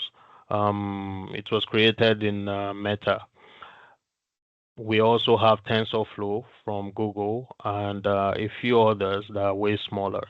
But PyTorch pairs well with Python, and it is very easy to understand what is going on. So I prefer to use PyTorch in this case. So essentially, these are the components making up deep learning. You have your data sets, everything that pertains data within this red circle. You have everything that pertains your model within the yellow circle, and training your model within the second yellow circle. So I will talk about each of these components one by one. The first component, the data set, which is the backbone of everything we would like to accomplish. With your data set, you can define your task, um, the exact goal of the project, of your deep learning project. So whether it's classification, you have labels, images and corresponding labels for your classification task. If it's detection, you have images and detection labels for that task. So the data sets, like is written on my notes, they are the main entry into the whole pipeline. Typically, depending on your task and what we are familiar with or we would be working with today, we would our inputs are usually represented in form of raster, and sometimes our labels are also represented in a vector form, which we convert eventually into rasters, and we pair them one to one with the images. So at this point, we provide primitives or runtimes or easy boilerplate code within GeoDeep Learning for you to be able to load, normalize, and attach metadata. Basically, prepare your data sets before you hand them off to the data module, which feeds your model, which is your model architecture for training. So an example of these cases, if you have a very large image, you would want to, because it's way larger, you cannot fit it on your RAM during training. You would want to partify the image, tile it into smaller sizes. We also provide a particular Python package which makes it easy to do. Basically, you will be tiling a large image into smaller bits and pieces for you to be able to feed your model, to train your model. Moving forward, within GDL, we provide two data sets, two ways you can load your data sets to train your model. The first one is in CSV dataset, and what this just means is either using GeoTIFF tiler or whatever preprocessing Python package you use, you would tile a large image and also preprocess your mask, tile it, and have one-to-one pairing, and save each local path into a CSV file. And the code within GeoDeep Learning using this class, CSV dataset, would read each and every patch and its corresponding mask, which we would use to train. So this, the reason we have this is for accessibility, for you to prototype on small projects, right? When you don't have a lot of data sets, you can easily, or your hardware, you don't have very powerful CPU systems or clusters for training, then you can easily create small patches of your images and the corresponding labels and use the CSV dataset. And essentially what it is you're just reading each and every patch with Python code. And this is okay. This is ideal for smaller data because of the you're reading each patch. So imagine if you have 1 million plus patches, then it starts to become a problem because you're reading it each time, read and write. So it's only useful for very small data sets. We also provide another data set which is useful for larger, complex, much more bigger workflows or workloads. And we call it the web data set. It uses web data set Python package, and we call it sharded data set. So it's essentially we take the raw representations, the 0 and 1s of our images and masks, and we store it in a zip file. What this allows us to do is we can now work with millions of images. Currently in our production environment, we are able to use this data set to train on upwards of 3 million to 4 million plus images. So you get the best of both worlds. You can run very simple projects on GeoDeep Learning, and you can run very large, complex projects similarly on GeoDeep Learning using the sharded data sets. So it is a bit more complex because it supports, you can load your data set with the images, the mask, and also metadata, so which might include sensor specific statistics. And also it's also useful for distributed training. So when you have clusters of GPUs, you can imagine you would take too much time training 4 million plus patches on just one GPU. So typically you would run such complex projects on a large cluster, which includes multiple GPUs. So sometimes for training the large language models, and some of the larger companies, they use close to like 500, 1,000 plus GPUs to train. But effectively, you need the right data format to store your raw files before training, which the sharded data set does in this case. The second component basically connects directly to your data, and it is the orchestration layer between your data set and your trainer or your model before you train your model. And this is how the data flows to your model. So similarly, it's a one-to-one mapping. You have you would pair your CSV data set with a CSV data module, and you would pair your charted data sets with a multi-sensor data module. Because how the charted data set was designed was you can define multiple sensors and mix them together, mix the raw patches together before training. So, like I said, this works for very, very large, complex projects, and it's very useful in that case. So, moving on to component number 3, your model. Within GeoDeep Learning, we also provide the framework or how to define your model. So typically, for most models currently, you expect this kind of workflow. Your data set going into your encoder,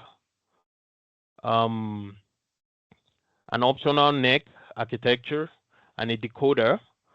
Then eventually you will tie everything into a Lightning module, which I'll be talking about shortly. Basically, within the Lightning module, you have your model, your loss optimizer, your scheduler, and also metrics, login, and checkpointing. These are all things you need to train your model effectively. So within GeoDeep Learning, you can take advantage of some of these models that we offer. Currently, we offer the UNet model, including the encoder and the decoder. We also offer the SegFormer model, and we also offer the DOFA model, a much more complex model, and also DinoVitri, which is a newer model from Meta. So this is the architecture.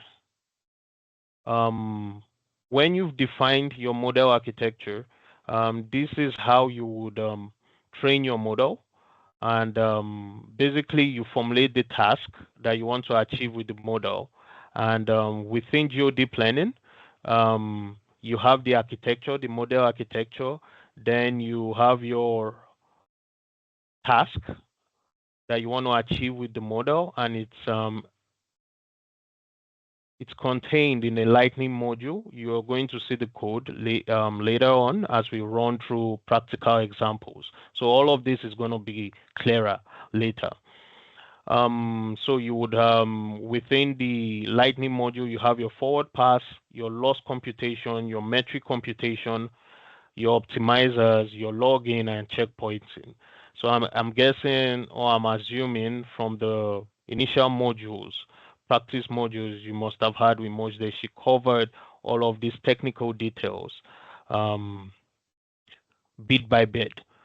So basically, when you're training your model, you have to compute your loss, you have to compute your metrics, you also have to optimize your model. That's basically how it learns. Then also you have to log some of those metrics so that you see exactly what is going on.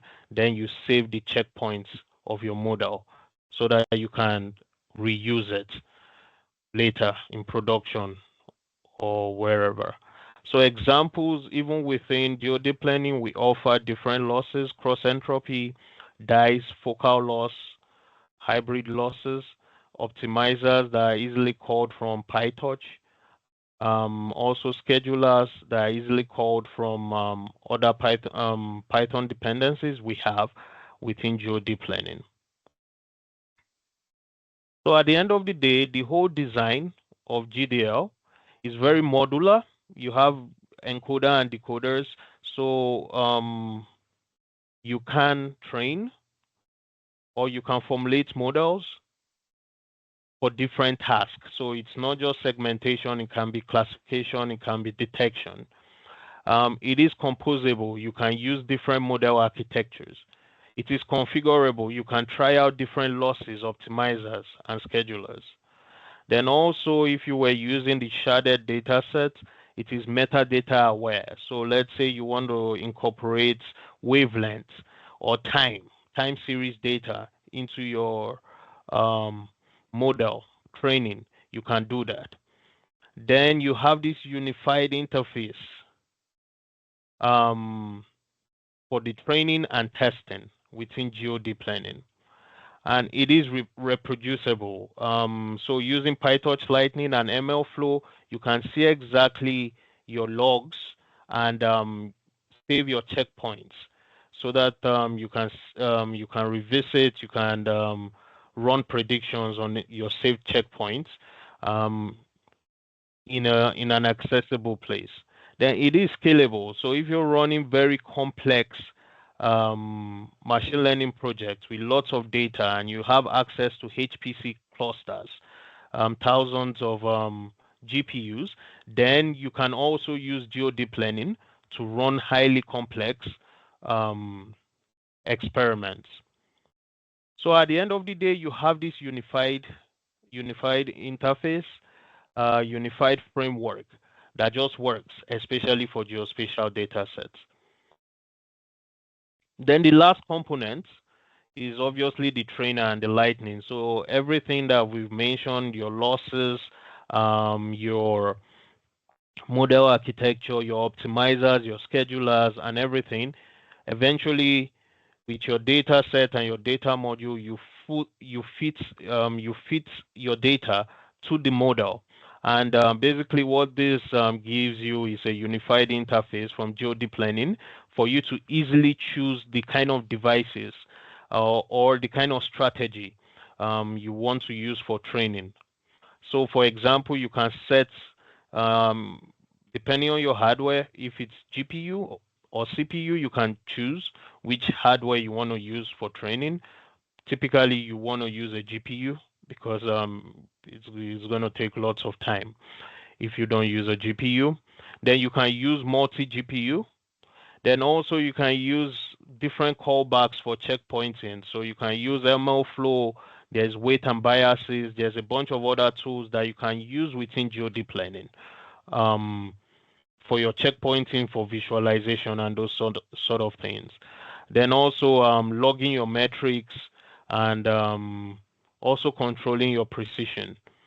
So all in all, these are all components we are going to see when we run some notebooks, and eventually it would make sense and you will see clearly what is going on.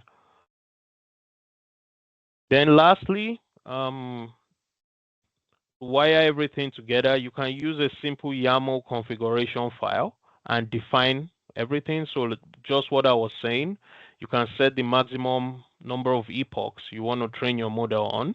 Then the accelerator, that is the device you want to train with, either a GPU or CPU. Then the precision, floating point 16 or floating point 32. Distributed training if you wish. And also you can choose and choose different models that you wish to choose, the encoder and how you formulate the model, all within a YAML. So it makes things very easy for you to run very complex experiments. Then also, as I said, your data set, you would use, let's say in this case, it's using the sharded data sets and also the multi-sensor data module. You would define it, everything within a YAML, and give the right configurations for you to start training. So that is it. I'll take a breather I think my colleagues have been answering questions within the chat. I don't know if they wish for me to answer anything personally. If not, then we continue into the next stage, which is setting up the environment. I think we covered the questions in chat week. There Yeah. was a question about how the dataset should be configured, which I think through the example you're going to show. Yes. Yes. So I would we would see how everything works in practice. Yeah. Awesome. So far, so good. This is I would also like to share with you how you can set up your environment cleanly to run these experiments. And I named in my notes, it's called how I would set up my environment for machine learning or deep learning projects in 2026. There are other ways to do it, but I will do it my own way. And I think it's useful because it's much more simpler and easy for people to set up their environment and start working on their machine learning project very easily. So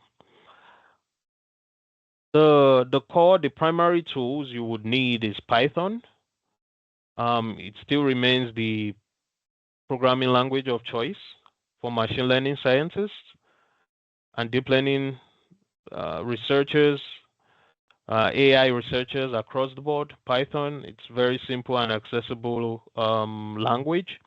Then something to manage Python with, because when you're dealing with Python or multiple projects, you're dealing with a lot of dependencies, so you don't want to mess up a particular project or an environment you use for a particular project with dependencies from another project. So typically we use it's called UV. I'll show you guys the website.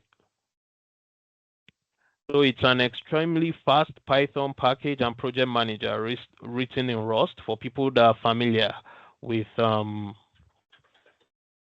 of these Python packages and whatnot. So I typically like to use UV. You can use Anaconda, Miniconda, um, Pixie. There's a bunch of different choices you can use to set up your environment.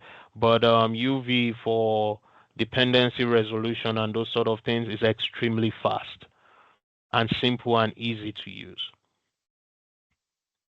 So assuming you have Python and UV all downloaded, for development itself, you need an integrated development environment because it greatly reduces frustration when writing your code. But feel free to use any other editor of your choice, depending on your skill level. So currently I'm making this presentation of a Python notebook, but I'm running the Python notebook inside VS Code or Cursor, which is a fork of VS Code. So I'll show the website again for people that might want to visit it. An open source AI code editor. So I find it very useful and integrated environment for you to write code, for you to chat based on your code with an AI agent lately. So I find it very, very useful. Um, then the second tool, this you don't really need to pay attention to, but I like to use it, so I thought I might introduce it here. Rough. It's also developed by the same makers of UV. It's also super fast. It was written in Rust. So basically, when there are errors in your code, you can lint your code, um, and you can format your code so that if we are all software engineers or programmers or developers, you you would like to write or you should write clean code that can easily be maintainable and can be read by your colleagues. So ROF is a useful tool for that. Then the other tools I will talk about are Git and GitHub, right? So you need version control. And so on the other end, Git, you can download Git. It's readily available for controlling different versions of your code. But afterwards, if you want to open source, and I think GitHub also provides private repos, you can eventually push those codes from your local path to the cloud. And so essentially, it's just the same concept, right? That's why we have GeoDeep Learning open source on GitHub. Then moving on, we have the machine learning tools. So the deep learning framework that I mentioned earlier, PyTorch, that provides routines for manipulating tensors. And it is the holy grail. So it's useful not just for basically matrix multiplications on your tensors, scalar operations, those sort of things, which are all things you need for running machine learning projects. Then PyTorch Lightning, right? It's just a higher level wrapper on top of PyTorch, which makes our life easier.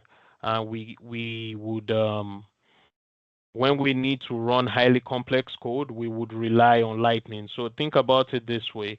If you wanted to distribute your data on multiple GPUs, that's a lot of code infrastructure, a lot of code you have to write. If we use PyTorch Lightning, basically we just need to, on our YAML, say, okay, we would like to use distributed data parallel as a strategy for training our model, and it automatically distributes our data across multiple GPUs. So it's extremely useful, and it just makes our lives better and easier. So I put on some resources, right? You can easily download Python online. This is the website. But I would say it's recommended if you want to install UV, you might as well just install the Python version you need using UV.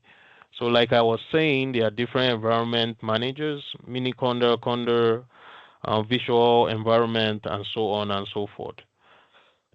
So a simple command to check your Python version, if you're following me currently with your computers. So like you can see, I have Python 3.11 installed currently in my current environment. Moving on, installing UV. Also, like I showed, you can go to the website UV and install UV, and basically start playing with it. Similarly too, I introduced different IDEs, integrated development environments. So you can go to the website, let's say VS Code Cursor. This is paid. So VS Code is free, except when you're using AI models to chat inside of it. So I also dropped the URL code for that, resources. Then also the AI focused IDEs. So you have Cursor, which is a fork of VS Code, but with much more emphasis on AI. Windsurf, I don't know if they are still doing anything these days, but you can check it out. Moving on to Git. So basically, assuming you went to the website, you can download Git, right? And also check the Git version you have locally in your environment, in your command line or terminal, depending on the operating system you're using. So if I were to run that command, I can see I'm using Git version 2.34. So essentially, I also included helpful commands for you to be able to set up Git easily. You can configure your username with these commands. You can basically follow this step by step, and you would have a good Git configuration on your system.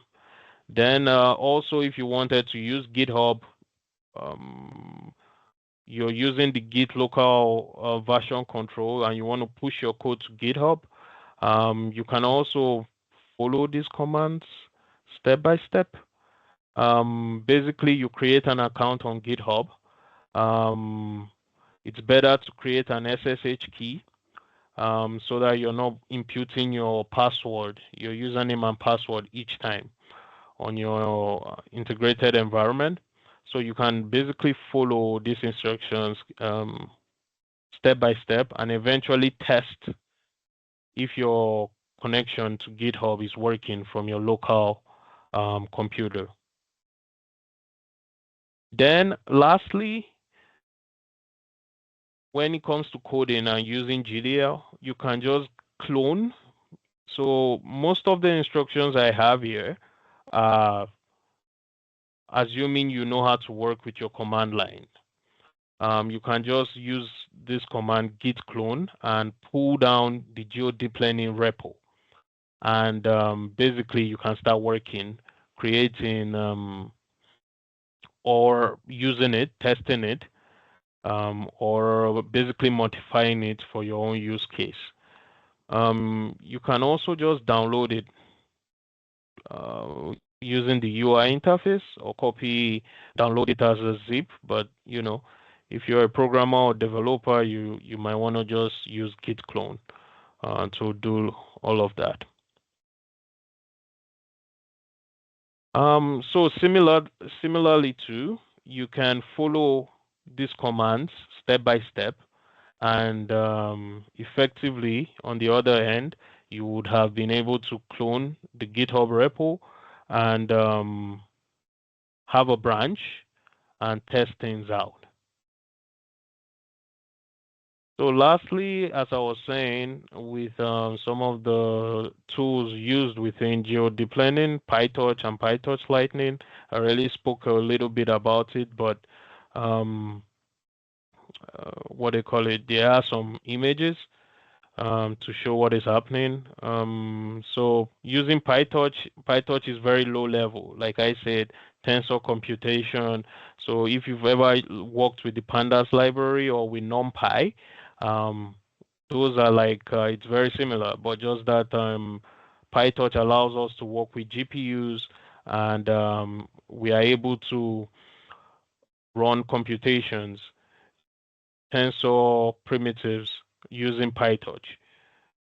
Then PyTorch Lightning on the other end, like I said, it allows us to fully expand on PyTorch and not have to write very, very difficult code to handle things like multi-GPU training, writing your for loop for training, and those sort of things. So it is written here, PyTorch Lightning simplifies PyTorch, enabling reproducible code and scaling. So this is the end of this section. I would also put out the question also to my colleagues if there are any questions I need to answer before we move to the next phase. I think there was a question about like differences between Conda and UV.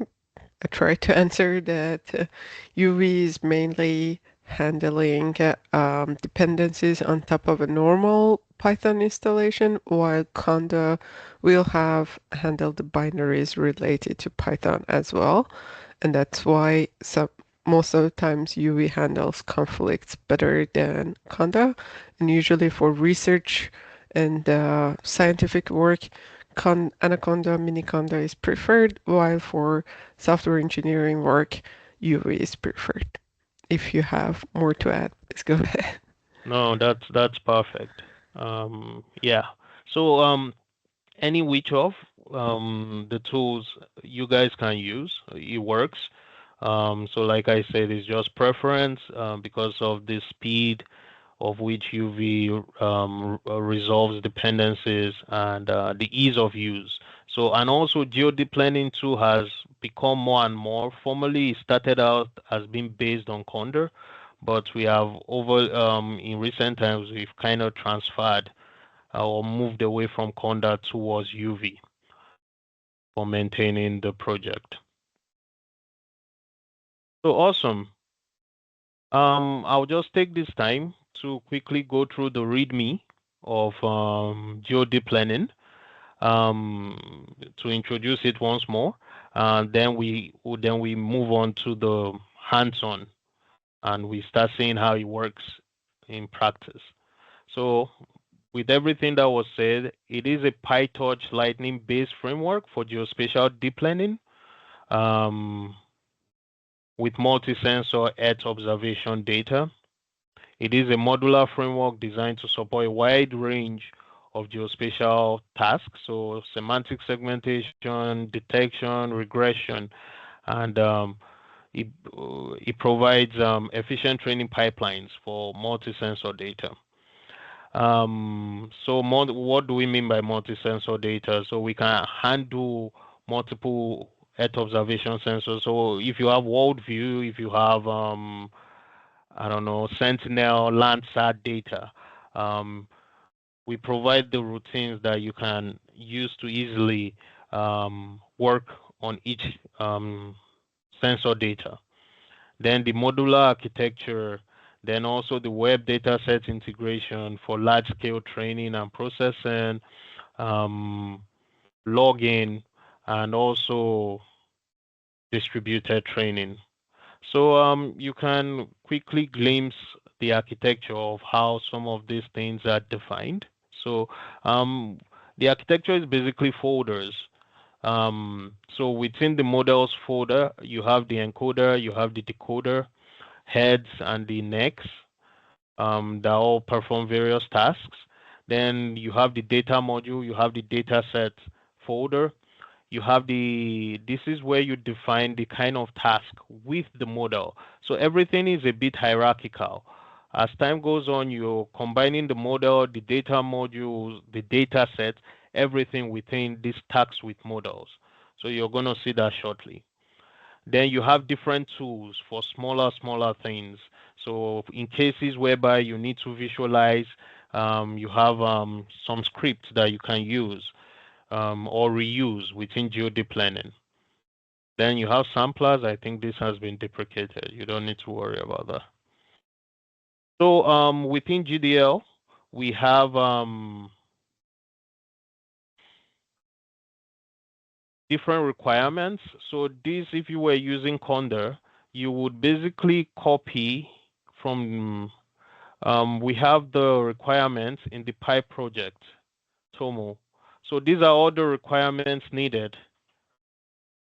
These are all the requirements needed to run geodeep learning. So you can easily copy this into a requirement.txt and pip install or conda create based on the requirements.txt.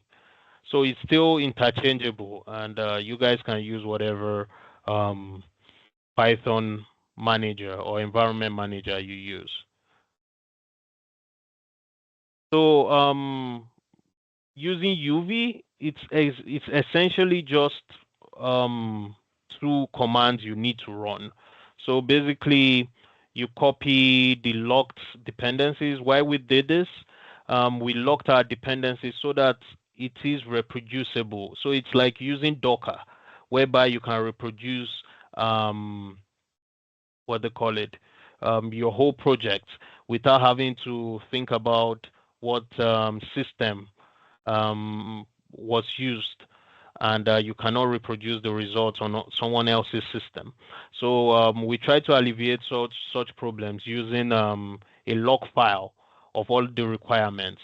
So this is already predetermined, and this has been tested by us. So you can just copy that log file. Depending on which, if you have GPU or CPU, you can copy the CPU version, which has all the dependencies, then create your environment with just a single command. Similarly too, if you were using GPUs, you would copy the GPU requirements or log file, and you would run just this command, and you would essentially, with the Python version and all the dependencies to use a GPU, PyTorch Lightning, everything will be installed, provided you have internet access easily and everything can be downloaded. Then there is a simple command that you can run to check, you know, assuming everything, if you follow the instructions and everything is okay, you can run this command to check if your environment was successfully installed. So I can do that. Yeah, we do have an environment, so I can just quickly run this command so that we can see. I think it runs. Yeah, so we are using PyTorch 2.3 and CUDA 12.1, and it says that we have CUDA available. So, and the reason we have CUDA available is because we do have in the server I'm using for this presentation, we do have GPUs installed. So I can quickly show you. So we have two GPUs, 280 and NVIDIA GeForce 280, just 12 gigs of video RAM. But we have two of them in a system. So that's an example of you just making sure everything is fine. When the installation is done, you can check how many GPUs you have, if it's working with your PyTorch installation, and those sort of things. Okay, I would go back to the website. So like I said, CPU only, laptops with no GPUs, this is the log file. For laptops or computers or workstations with GPUs, you would use this log file. And basically, this is how you activate the environment. Assuming everything went well, you can, using UV, you can activate and check if things were installed properly. I think I can show that quickly. So I can and do conda deactivate.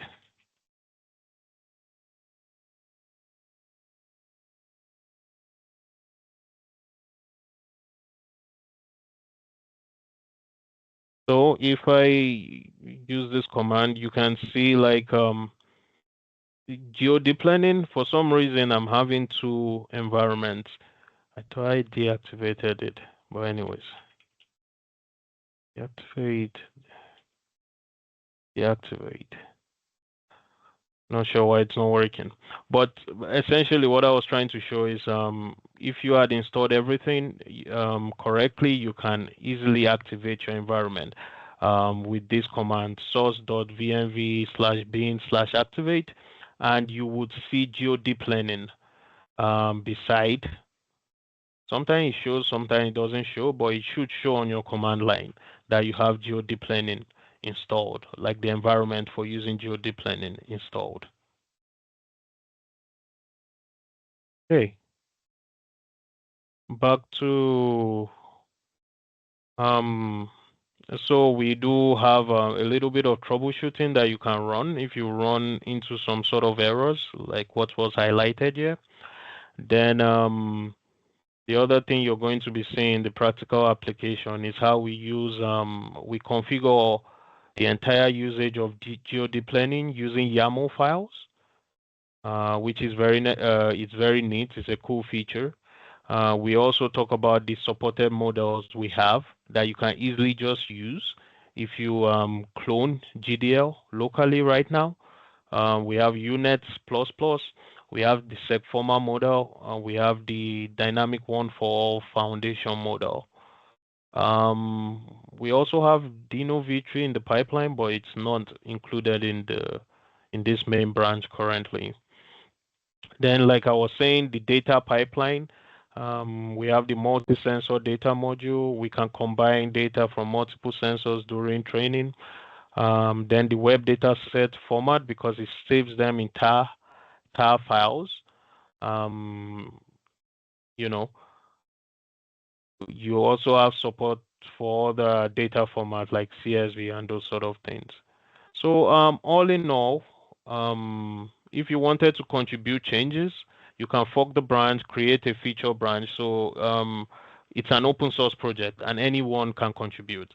And you can also, if you run into problems while using the framework, you can open an issue on GitHub. I think I can show that quickly.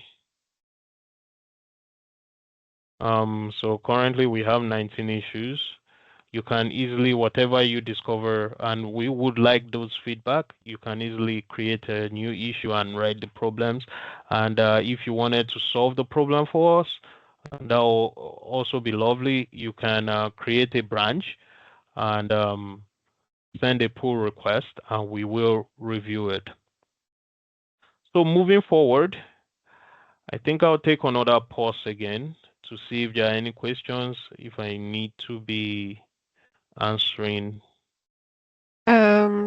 Yes, Vic, there was a Yeah. question. If you had any experience using Pixie and UV, considering the fact that Pixie installs dependencies from Conda and modules like GeoPandas or GDAL that are better to be installed directly from Conda because there is better handling of links to C. I haven't really used Pixie personally.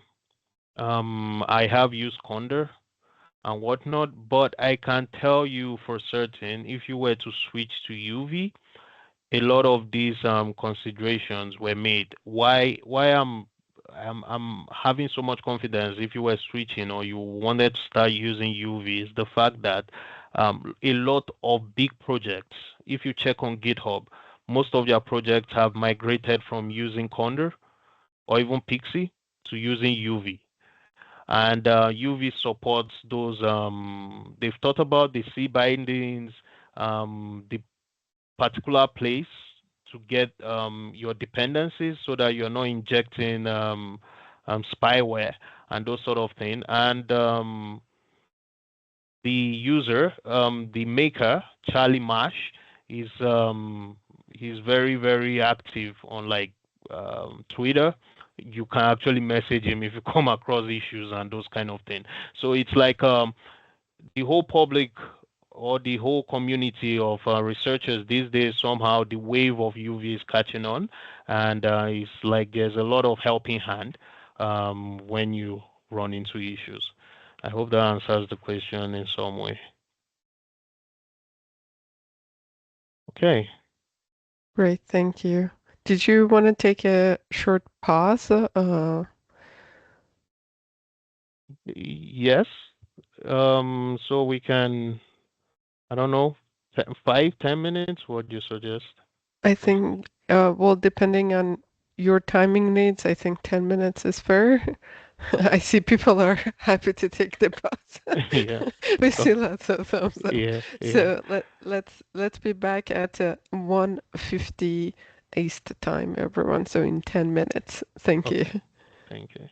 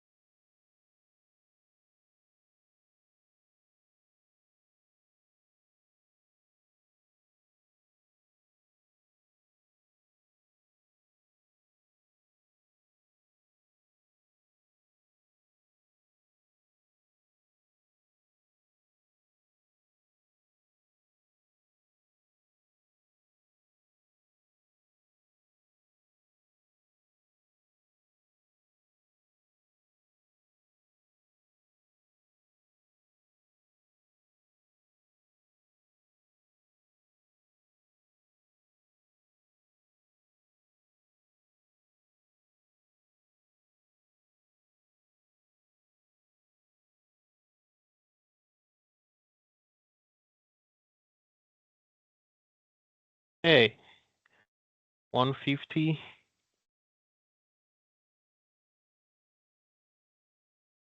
Hope everybody is back and they had a nice little break. And I think this next session may be a little bit more interesting, perhaps. And we are close to the end. So yeah, in this phase, I would like to basically run through a quick start.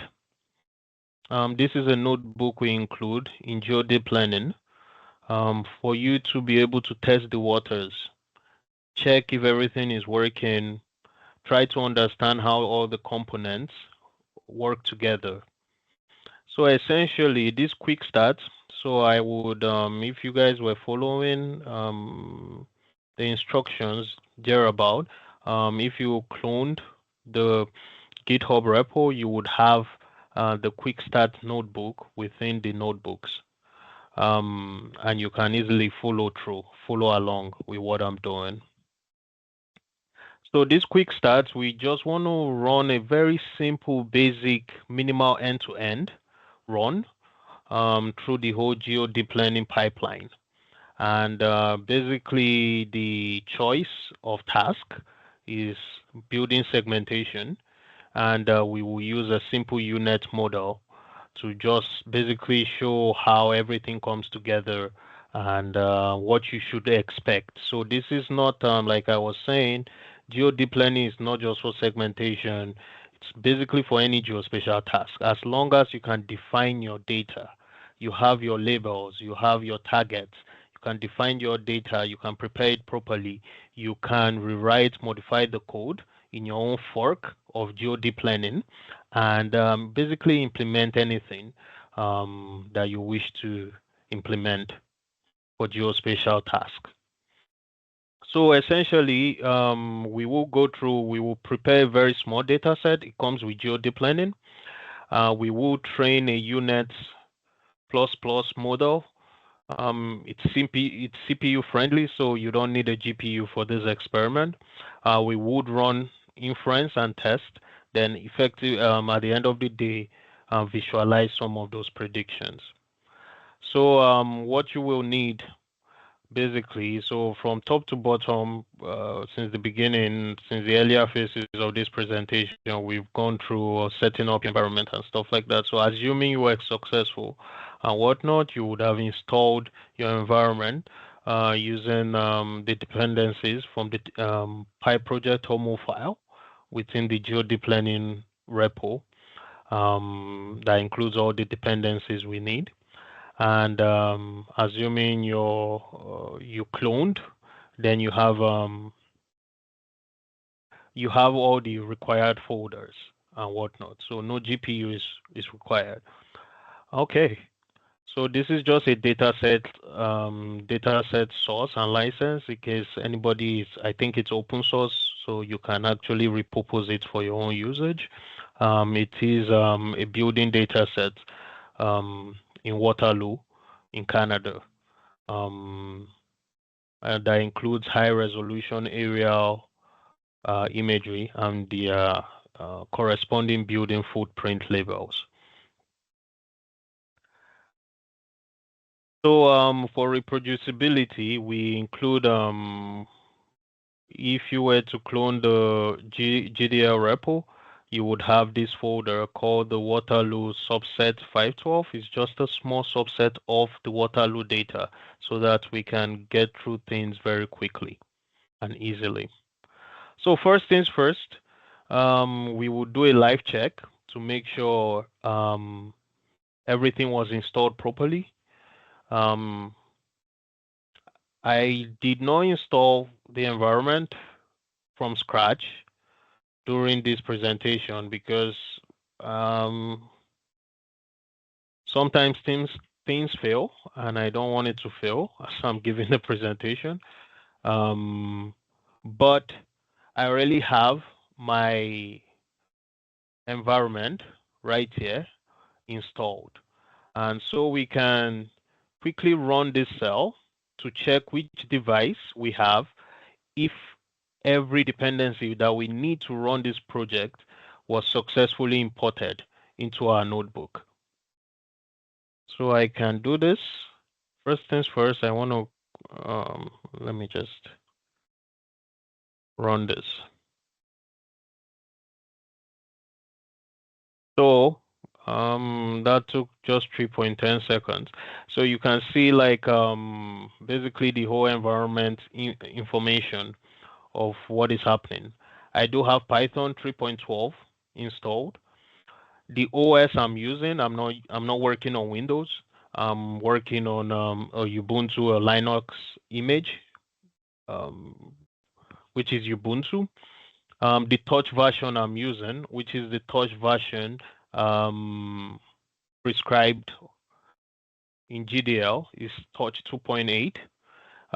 Then the Lightning version is 2.5, and I do have CUDA enabled, so which means I can use GPUs for training. So if you don't have GPUs or CUDA is not enabled or configured properly, you will see device CPU on your system when you run the experiment. So the next stage, basically, we've imported all the libraries that we need. The next stage is to extract this data and put it in a proper folder structure so that we can feed our model with it. So basically, it's just Python code. We will unzip this demo folder. We will preview, we'll check, we'll visualize the image and the label pair just to make sure everything was fine for a sanity check. And for the purpose of this quick start and this demo, all the images have already been split to 512 by 512. Remember what I said about like having very large images and you want to pre-process it into smaller tiles or patches before you feed your model for training. So these have already been pre-processed and patched into 512 by 512 dimension, which is easily accessible for the model architecture we will be training. So basically, I can just run this cell. And within the code you're saying, we are unzipping. We just define the path. Then we unzip all the files, right? Which is what you can see on my left, on the left side of my screen. We've unzipped all the files. Then we've placed it into folders, useful folders. The folder train, which would hold all our train images. Then the folder label, which would hold labels. So I think I can even view each. Oh no, I can't. Right here. We'll do that via code. So I use this with this line of code or lines of code.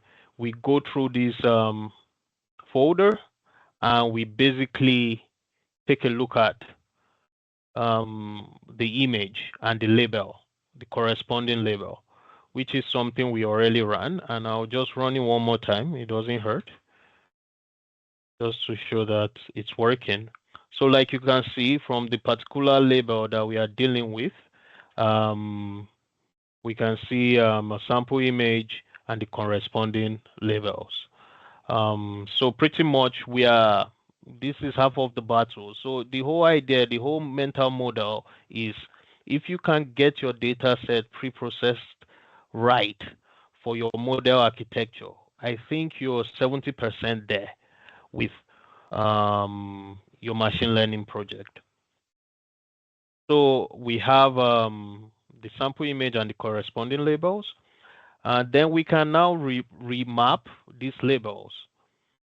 Why? Because initially the labels were saved. I think the values were 0 and 255. So because we are doing a binary, it's a binary task, 0 and 1. We want to remap the labels. So the 0 will represent our background, and 1 will represent our building footprint. So this is the code to remap the labels. So it's a bit of a process. Okay, very fast.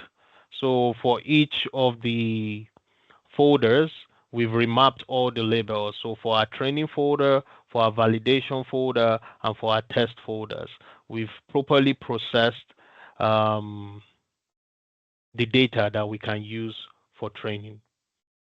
Then the other step is to prepare the data set, create CSV file. So in this case, we would be using the CSV data set, not the web data set, because we are dealing with very, very small amounts of data. So it makes sense to use the CSV data set for this project.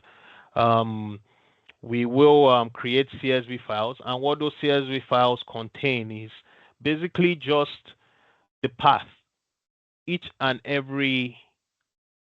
path for each and every image and its label. That is it.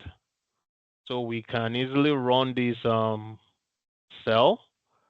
So we can see we wrote 32 pairs to the training CSV. We wrote 8 pairs, so 8 pairs of validation data, 8 pairs of test data, and 32 pairs of train data. So if you look through, just for sanity's sake, typically when you're dealing with lots of data, you might not be able, you might have too many lines, but since this is small, you can see like it is just local parts of each image and the local part of each label.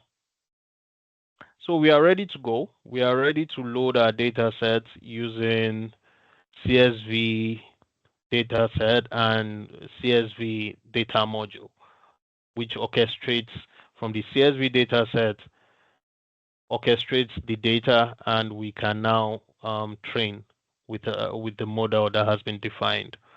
So essentially, because we installed or we cloned GeoDeep Learning, we can easily call the CSV data module.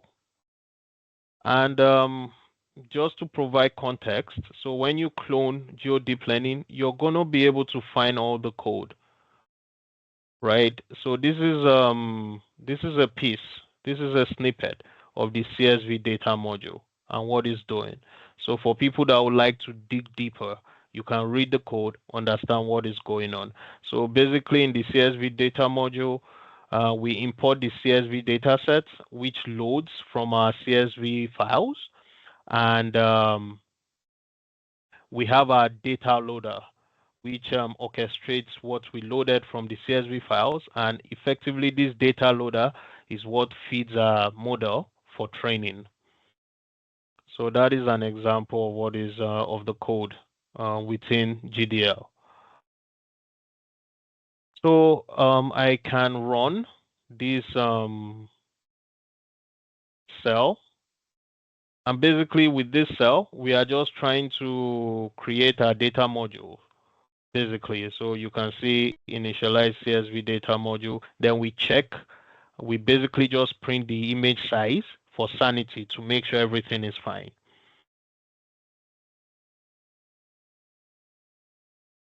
So I can run it.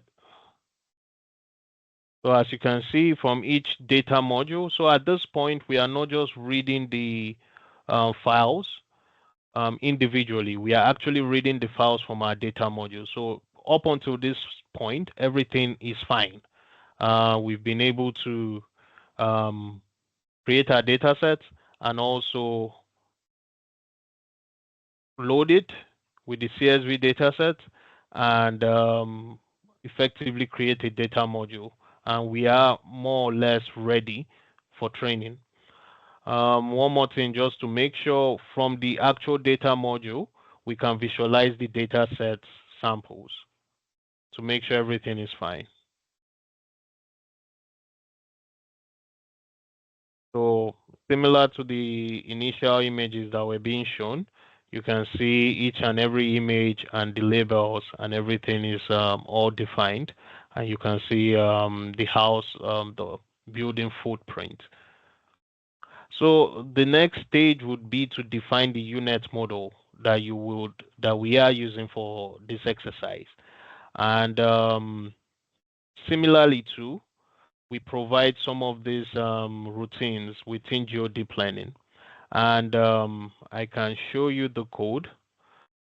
So we will be calling the segmentation unit plus. And what this contains is we use this particular script to define what we want the model to achieve. So, and the naming convention goes like segmentation, the name of the model, so that you know exactly the task and the model that you're running for your experiment. So, for example, if you wanted to do classification with a different model, so you can say classification deep lab V3 model, that sort of thing. So you can repurpose the code or reuse any of the models that we have. So we just don't have a Unit Plus. We have a SegFormer currently. We also have the DOFA model that handles multi-sensor data sets. So back at it, within this code, there's a lot of very useful things. So I would encourage you to read the code. We apply augmentation, online augmentation. So we rotate the images, we resize the images. And so basically, this is very useful when you don't have a lot of data for training. So, and it's always encouraged to have some sort of augmentation on your data so that your model can learn variability across different contexts, you know. So what if the image or the house is at an angle? So your online augmentation would complement for that. So the model will be able to see different angles of your data and distance. Then this is basically the code for defining the model. You define the encoder, the number of channels. So depending on the image you're using, if you're using RGB, if you're using RGB with near infrared, you will define the amount of channels. Then the number of classes we will be predicting. In this case, we are predicting just one class. So that will be one. Yeah. Then you configure your optimizer. Then you have your forward pass. You're passing the image through your model. And then other helper functions, because you want to standardize and normalize your images. And you can reuse some of these tools for inference so that you can use the right values per time. And we also have the prediction function too. So no need to go. You guys can read the code by yourselves at some point. So I can just similarly to what was being mentioned, we would define our loss function. We are using the Adam optimizer. We would define our learning rate. We would define a scheduler. So this scheduler is basically each time on the validation set, each time the validation loss does not reduce over a particular number of epoch, then we would reduce the learning rate so that the model can keep learning. Then also, assuming you called from this class, you know, you would set up everything, all the parameters that you need. So for this unit plus plus, we are using the ResNet encoder because our images are sized 512 by 512. We define it 512 by 512. We are using RGB images. We define it 3 channels. We would like to visualize during training, so just maximum of four samples. Number of classes, I said 1 earlier, so 2 because you're also predicting the background.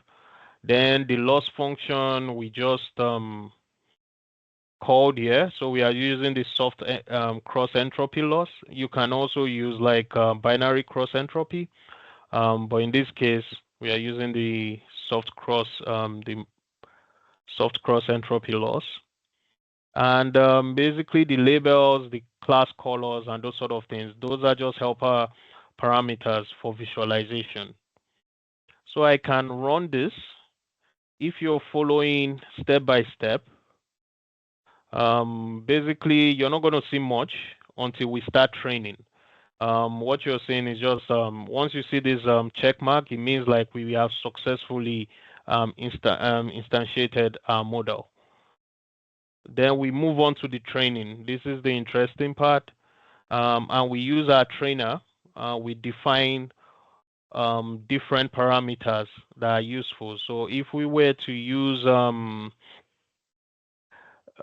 if you had only CPU, you would define CPU right here for your accelerator. If you have more than one device, so typically if you're using GPUs, in our own case, we have 2 GPUs, we can define the number of devices to 2, but we'll use 1 for just this case. The precision, so you can also define the precision in which you want your model to be trained.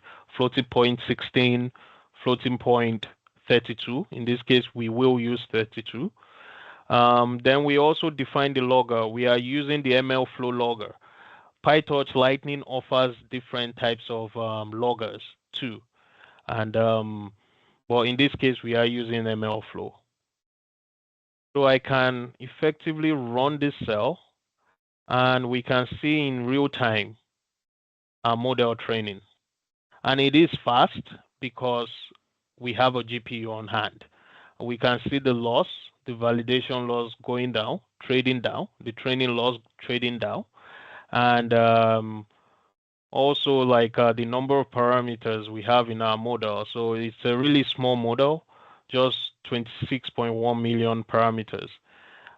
So we set at maximum epoch to 10 right here. So after 10 epochs, we are basically done. So remember, this is just a demo. So effectively, we can view what our training loss looks like. Typically, you would use ML flow and maybe look at it in your browser. I'll show that afterwards. So we can inspect the training loss. Basically, I can run this line of code. So to be honest, for just we are overfitting, but at least the model is learning something. So we can see our training loss trending downwards, and our validation loss also trending downwards. So far so good. We've been able to train a model. So effectively, we've created split. Initially we created splits: your train and validation, and your test. So the test is usually held out of the your full data set. So this will tell us how well our model has performed. So using we would take the best model path from our checkpoint that has been saved, and we can evaluate on the test set, on the test split. So I can run this. It ran very quickly. So basically, we are using the mean IOU metric. So the mean, obviously, for background, because background is dominated. I'm not sure if you guys can see this because my screen is really black.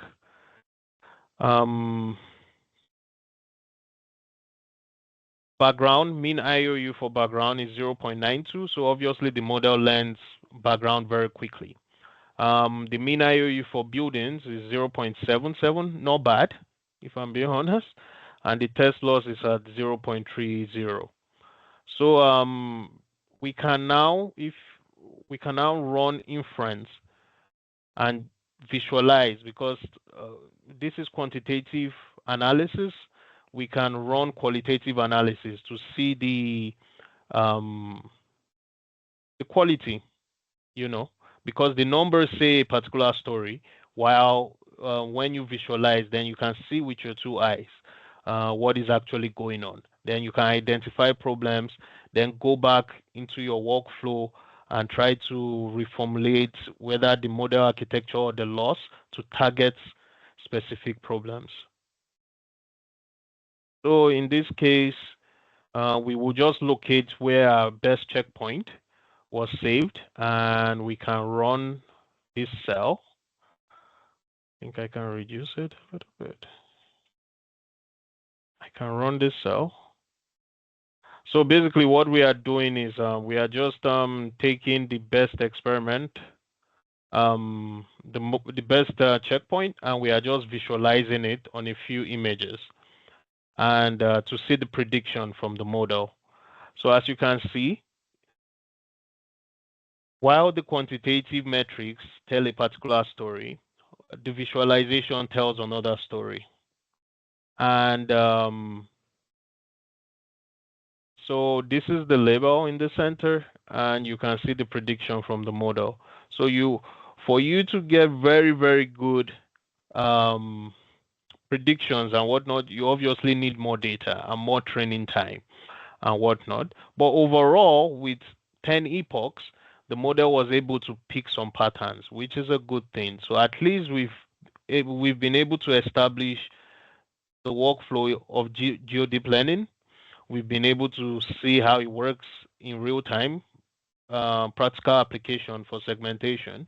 And basically also we have a model. I would not deploy this in production because it's not really good, but for the purpose of experimentation and demoing, we do have a model, and we do have a model that learns building footprints and whatnot. So essentially, this is one way to use geodeep learning to quickly prototype. So we run everything. We simply call the modules from GDL into our notebook, and we took those modules step by step, and we ran them. We fitted our model on the data set, and we visualized the results. Typically, when you're running much more elaborate experiments or projects, you wouldn't run it on a Jupyter notebook. So there is another way to run it. So I will use that to conclude. You would define all those components in a YAML file and effectively train using the YAML file all the modules and components you define on GDL. So typically that's how you would run a large-scale experiment. So I think I'll take a breather to check and see if any question before we move to basically the last stage at this point. So any questions? Let Moshe check for me. Yes. Yes, Vic. So I think one question I was just typing, but it's better if you respond. So what size of image chips, I imagine they mean image patches, do you recommend? Understanding the requirement might be different depending on the rural versus urban context when segmenting buildings. And do you use overlap between the chips when you generate them? And what activation functions, I think they meant, are they used in the segmentation models? Okay. So basically, those are very good questions. Everything that was asked are very relevant. So, and whoever asked it, you really have a good context. So depending on your model architecture, I would say, so I think this UNet model, you can, if you define at the point of initiation, I don't know, 224 by 224 or 368 by 368 or 512 by 512 like we did. So basically, as long as you're able to, at the point of defining your model, you also define your image size, then you just need to make sure at inference you are also using the same image size too. If not, you're going to have errors. The model is just going to break. So to answer that question on building footprints, I think I like to use larger. If it can fit, I would like to use larger patches, and depending on how the model architecture was formulated. So in this case, we use 512. So maybe You could even go larger to 1024 by 1024, double it, before you start having memory issues. And also depending on how the model was created by the researchers. So for some other models, you cannot fit different patch sizes and whatnot. So that is one, if I answer that question correctly. The activation functions within the model. This was a UNet model, and I believe was it would have used ReLU, rectified linear units, activation functions with batch normalization. So you can also, some of these models, the papers are available. So you can easily find how the architecture was defined. And also, if you installed everything correctly, I think you can also check the code. I think I can check the code quickly because we are calling it. So the UNet++ is a fully convolutional neural network for image semantic, consists of blah, blah, blah, and those sort of things. So from here, you can see the actual definition of the model and try to understand some of the activation functions and internal details and whatnot of the model. So yeah, that would be some research you would have to go over. So I hope I answered the questions. Did I miss anything? No, I think that was great. And Yeah. we have one more question for you. So, Okay. someone is mentioning that they have trained a unit model from scratch for segmenting burned areas Mm. after forest fires, and they achieve a good performance, recall precision IOU, and now they are saying that they want to expand this model to rural areas. So Mm. their question is, should they increase their data to include these sectors and retrain the same model? And in a second phase, should they add Sentinel-1, for example, for cloudy areas? Because I imagine currently their model is trained on Sentinel-2. Okay. So the fundamental rule of thumb to note is the more data, the better. That is number one. And I think from what was said, the person understands their problems. So obviously, if you train a model on probably urban area, sometimes the model will fail when uh, when it's when you need it to predict or infer on, let's say, different area like the rural area. So if you have data and corresponding labels, for sure, stack it in with the data set you already have on the urban area. Something to notice, if you just want a specific model for rural um, area, you might want to make sure you have more data, more rural data, more than urban data. Or, and there are different ways to do that. You can oversample your rural data when training, or undersample um, your urban data when training. So that's one way to go about it. Um, yeah, basically, I think that is it. So more data, the more data you have, assuming you have labels, the better. So including Sentinel, if you've identified problems with cloud and whatnot, Sentinel-1 compared to whatever you have, and if it's targeted for the rural area, included. Then also, Moj they spoke about transfer learning. You don't need to train from scratch. You should take the weights you used for training on the urban areas and continue to fine tune on those weights. So you can restore the weights as long as you're not changing your model architecture. You can restore the same weights so that you're not training from scratch. The model has already learned patterns on the urban areas which are useful for the rural areas. So you can easily continue to fine tune your model weights. So at the end of the day, you're not training from scratch. You're not facing an uphill battle during training to relearn all the features that the model already knows and whatnot. So, and I think that typically gives way better results per time. It's also what we do in production within CCMEO. I hope I answered that question. That was a long-winded answer. That's good. Okay. I think Yeah. these were all the questions in the chat. Okay. Okay. Awesome. Thanks for asking questions and being so involved. So the last, so I won't we will be ending very soon. I know people are tired now. It's been a long session. I will just quickly run through a YAML file on basically everything we've done.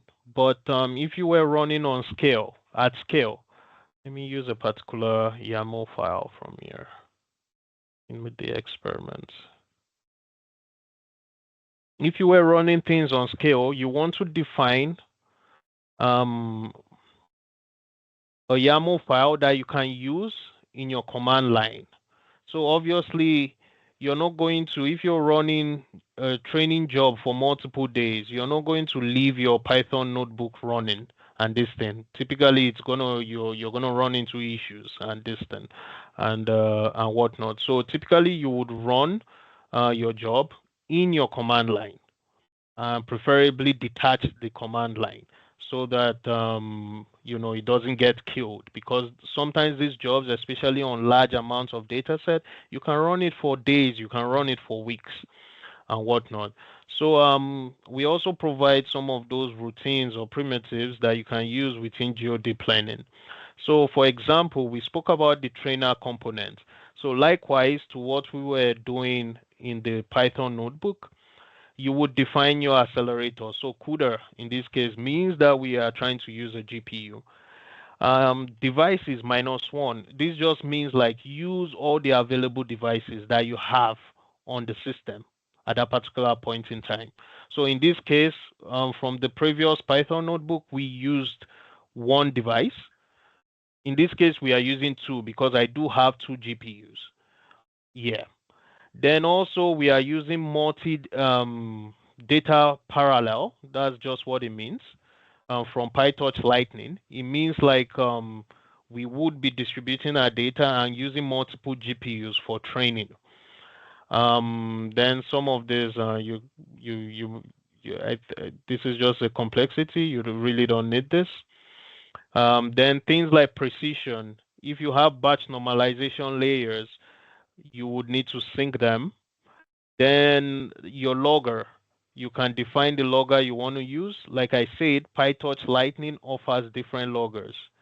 Weight and biases, you can even use a simple CSV logger. We use MLflow logger in this case. Then you define where you want your logs stored. In this case, it is right here in my folder. We have the logs, the experiment name, and also the run name per time. Then we also have like helper functions, which are callbacks. So basically, we don't want to keep the model running when it's no longer improving. So we can set early stopping. So after 5 epochs, if the validation loss is not improving, no need to continue. Stop the training. Then model checkpoint, this is just like how you wish to save your checkpoint. So we save it with this naming convention, the model, the best epoch number, and the validation loss, so that we have enough information just on the file name. Then also we define a visualization callback. So we are just trying to, it's like I said, it's not just the numbers, like validation loss and everything. You also want to visualize the output per time during training. We do that with max. We set it to 6 because you don't want it to be a lot, and slow down your training.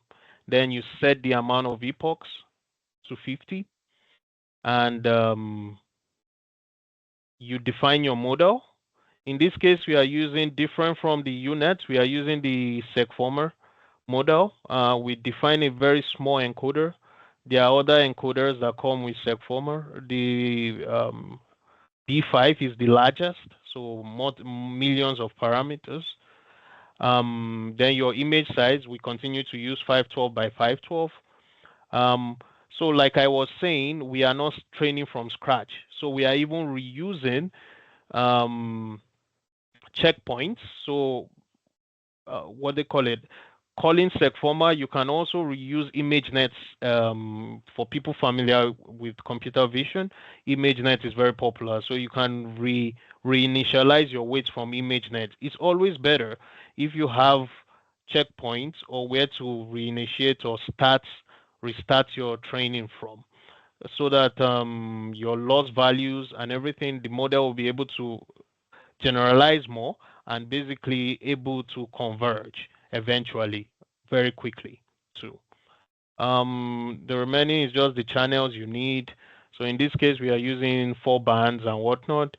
Mark samples, I think that's also for visualization or something like that. Then the other thing is obviously your loss. So in this case, formally we use the software cross entropy loss. We are using a dice loss this time because it's a multi-class problem, and I think dice loss, it's a little bit superior from experience than using a multi-class cross entropy loss. And then you set your optimizer, you set your scheduler. We are still using the reduce LR on plateau, and you set all the other parameters that are needed to run your model effectively. Similarly too, for your data, similar thing. In this case, we are using a multi-sensor configuration, and also we are using the multi-sensor data module. We are using the web data set. What we did before, we were using the CSV data set. So I will show you how that is, let me see, what it looks like. So these are different sensors, right?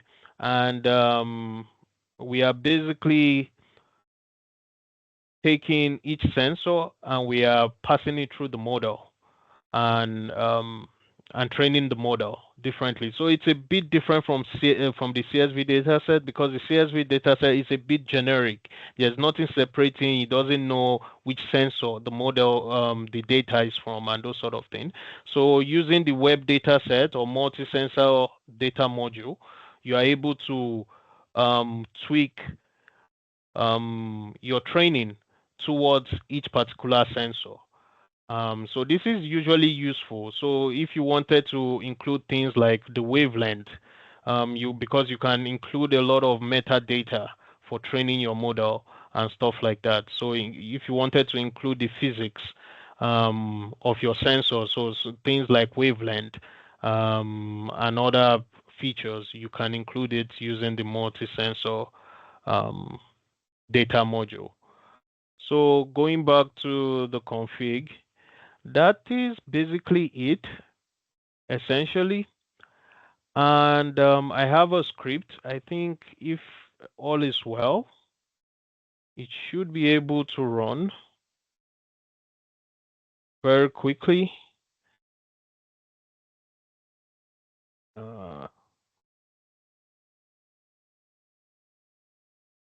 Like everybody else, I usually just search for my commands because I don't want to type it. So yes, then I can go to the scripts folder. Then I can run train.sh because I already have a shell script that I can use that has been predefined, that I can use to quickly run. So hopefully I didn't test this. Okay. Okay. So the error is to do this train.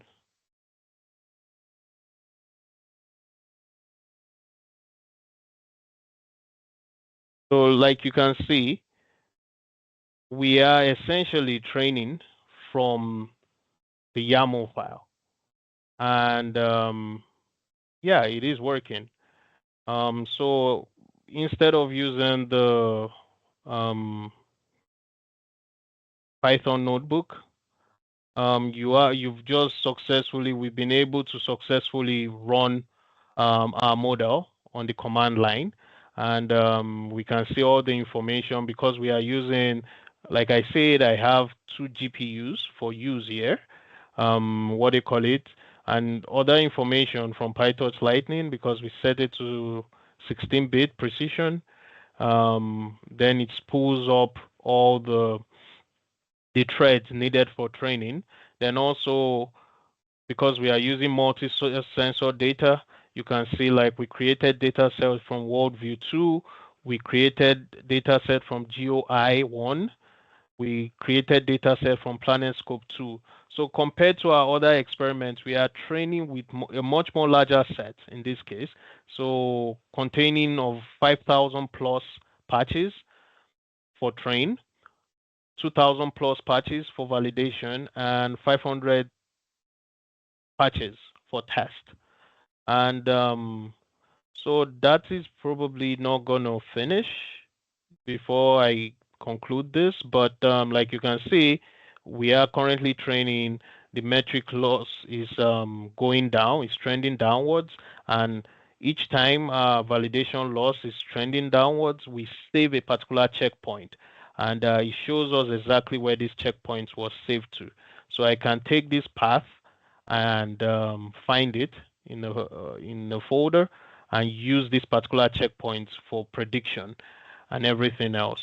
So, and also just to show lastly what um, this looks like, this is an ML flow UI. So remember from the Python notebook, we actually did it manually to check our validation loss and stuff like that.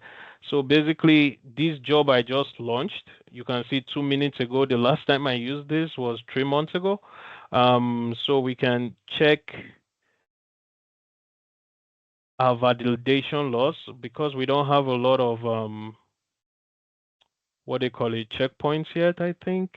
I'm not sure why it's looking like this, but typically you should be able to see your validation, your curve loss, and those sort of things, and also the artifacts. So like I said, we were saving a few images during the training.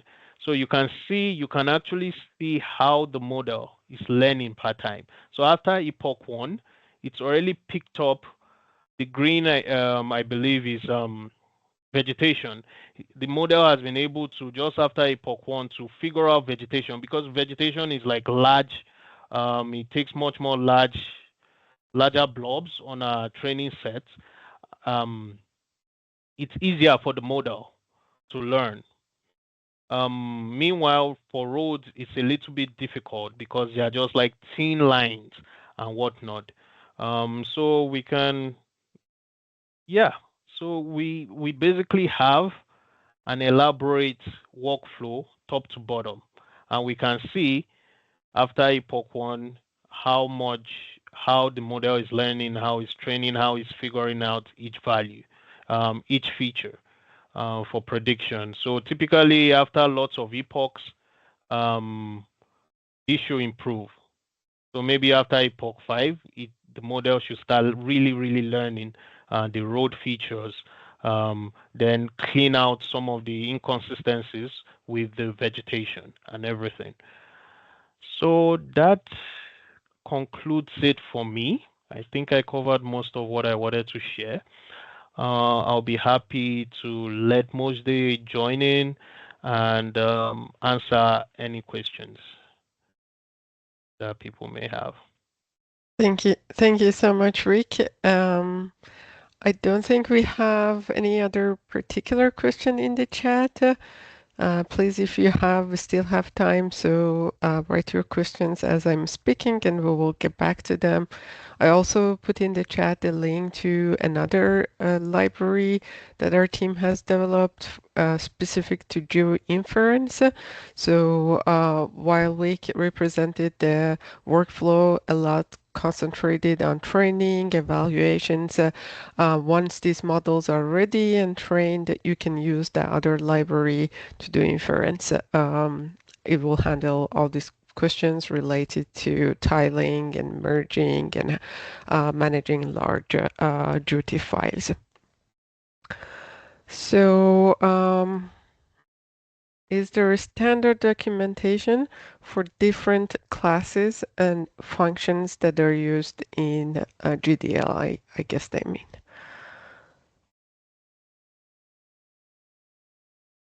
Yeah, I think you were on mute. Yeah.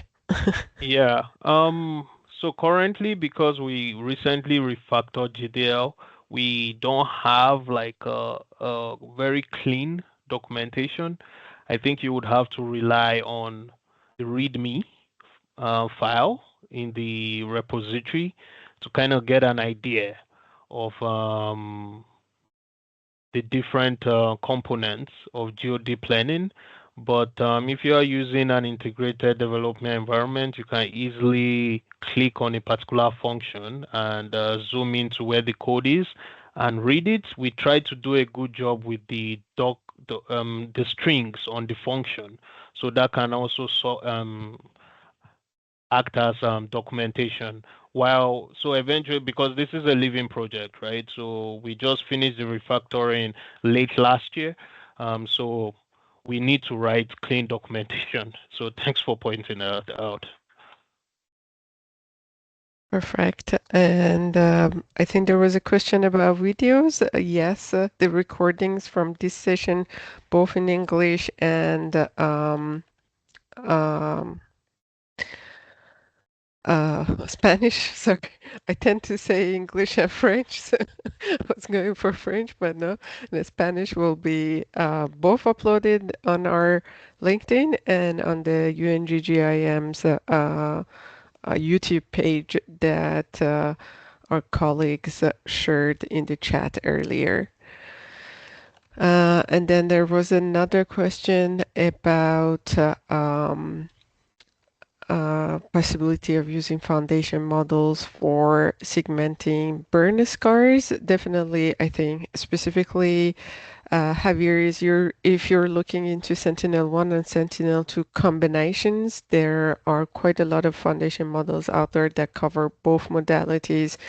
Um, and one of them I would suggest is called TerraMind. Just let me get the link. Mhm.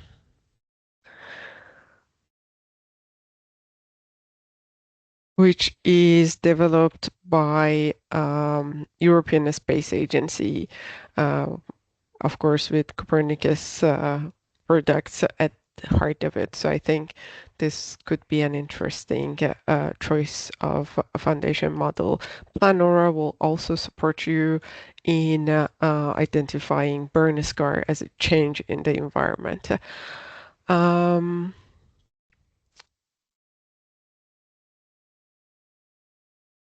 If okay, there is a question in the chat. I want to make sure that I understand everything so far has been about training a model. If I was to deploy that model for decision makers to use, I would use the GeoInference module, probably in a Docker container. Is that correct?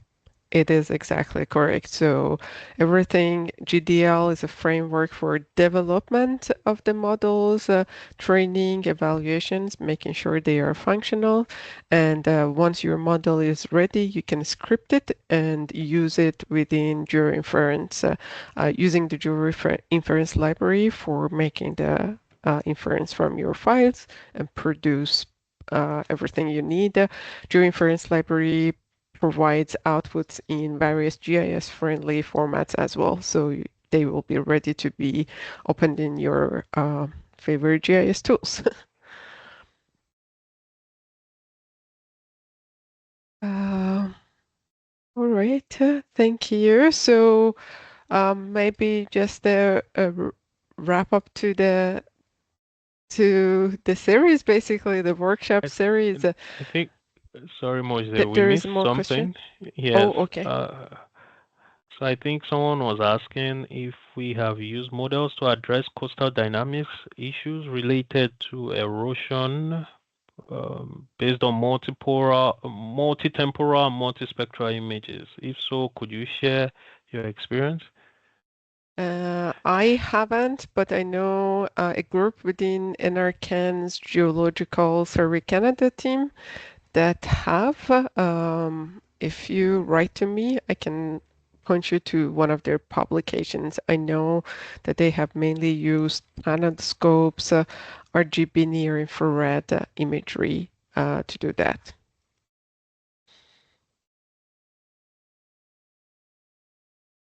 Perfect. So the door for questions, for discussions open. Please find me, Victor, or other team members via our LinkedIn's.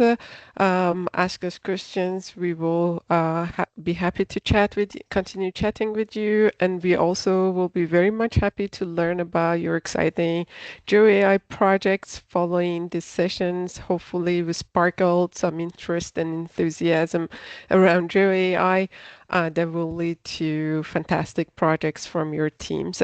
Again, our team has done a lot to prepare these workshops. Me and Victor, we're just instructors, but there are groups of people behind the scene who have helped us prepare for everything that you've seen. So we really hope you enjoyed them.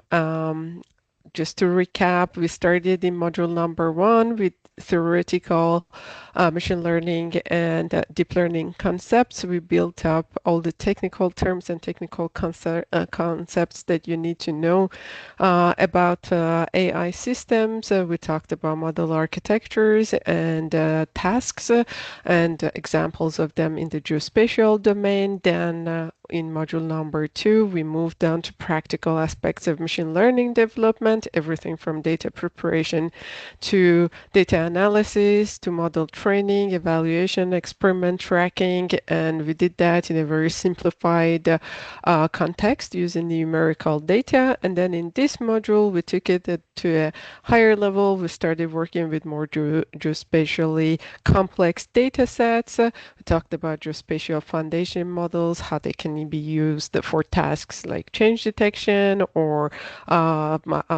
working with data limited settings.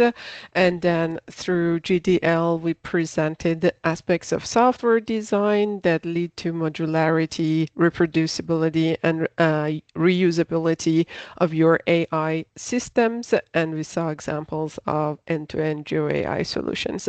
So now there is, of course, more about GeoAI to share. Hopefully, some, as my colleague Cindy is putting in the chat, hopefully some more information will come out about our next events. And if you're interested in meeting us in person and are looking for more trainings in person, there is the International Society for Photogrammetry and Remote Sensing Congress that's happening in Canada, in Toronto, in July, beginning of July. And our teams or our collaborators as well, that we have quite a few exciting tutorial sessions, day-long tutorial sessions. So geospatial deep learning in practice with flavor of content that we already shared through this workshop, but with the possibility of more interactions in person and new content.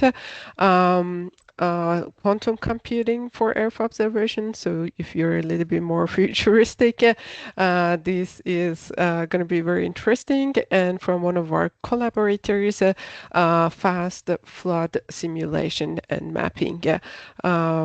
Otherwise, the Congress itself has a huge theme around GeoAI in general. Any of the sessions you look, you will see a flavor of GeoAI in it too.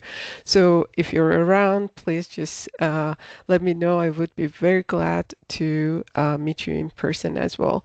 Me and Rick will be there for the tutorial too. So thank you so much, everyone. Again, very much appreciated your presence. Very insightful questions. It was fun to chat with you all, and hopefully we keep learning from your projects in the future. Thank you. We have a question about like emails. Ooh, yes. I can put my email here. Same thing, week. We can put the emails. It is it's organizational email, so sometimes some emails might just get blocked or go to spam. So if you couldn't find me through email, reach out through LinkedIn as well. Awesome. Believe it or not, sometimes I don't know I can't fully type my email offhand, so I have to copy it. Okay, that is fine. Awesome. Okay. Perfect. Thank you so much, everyone. Bye bye.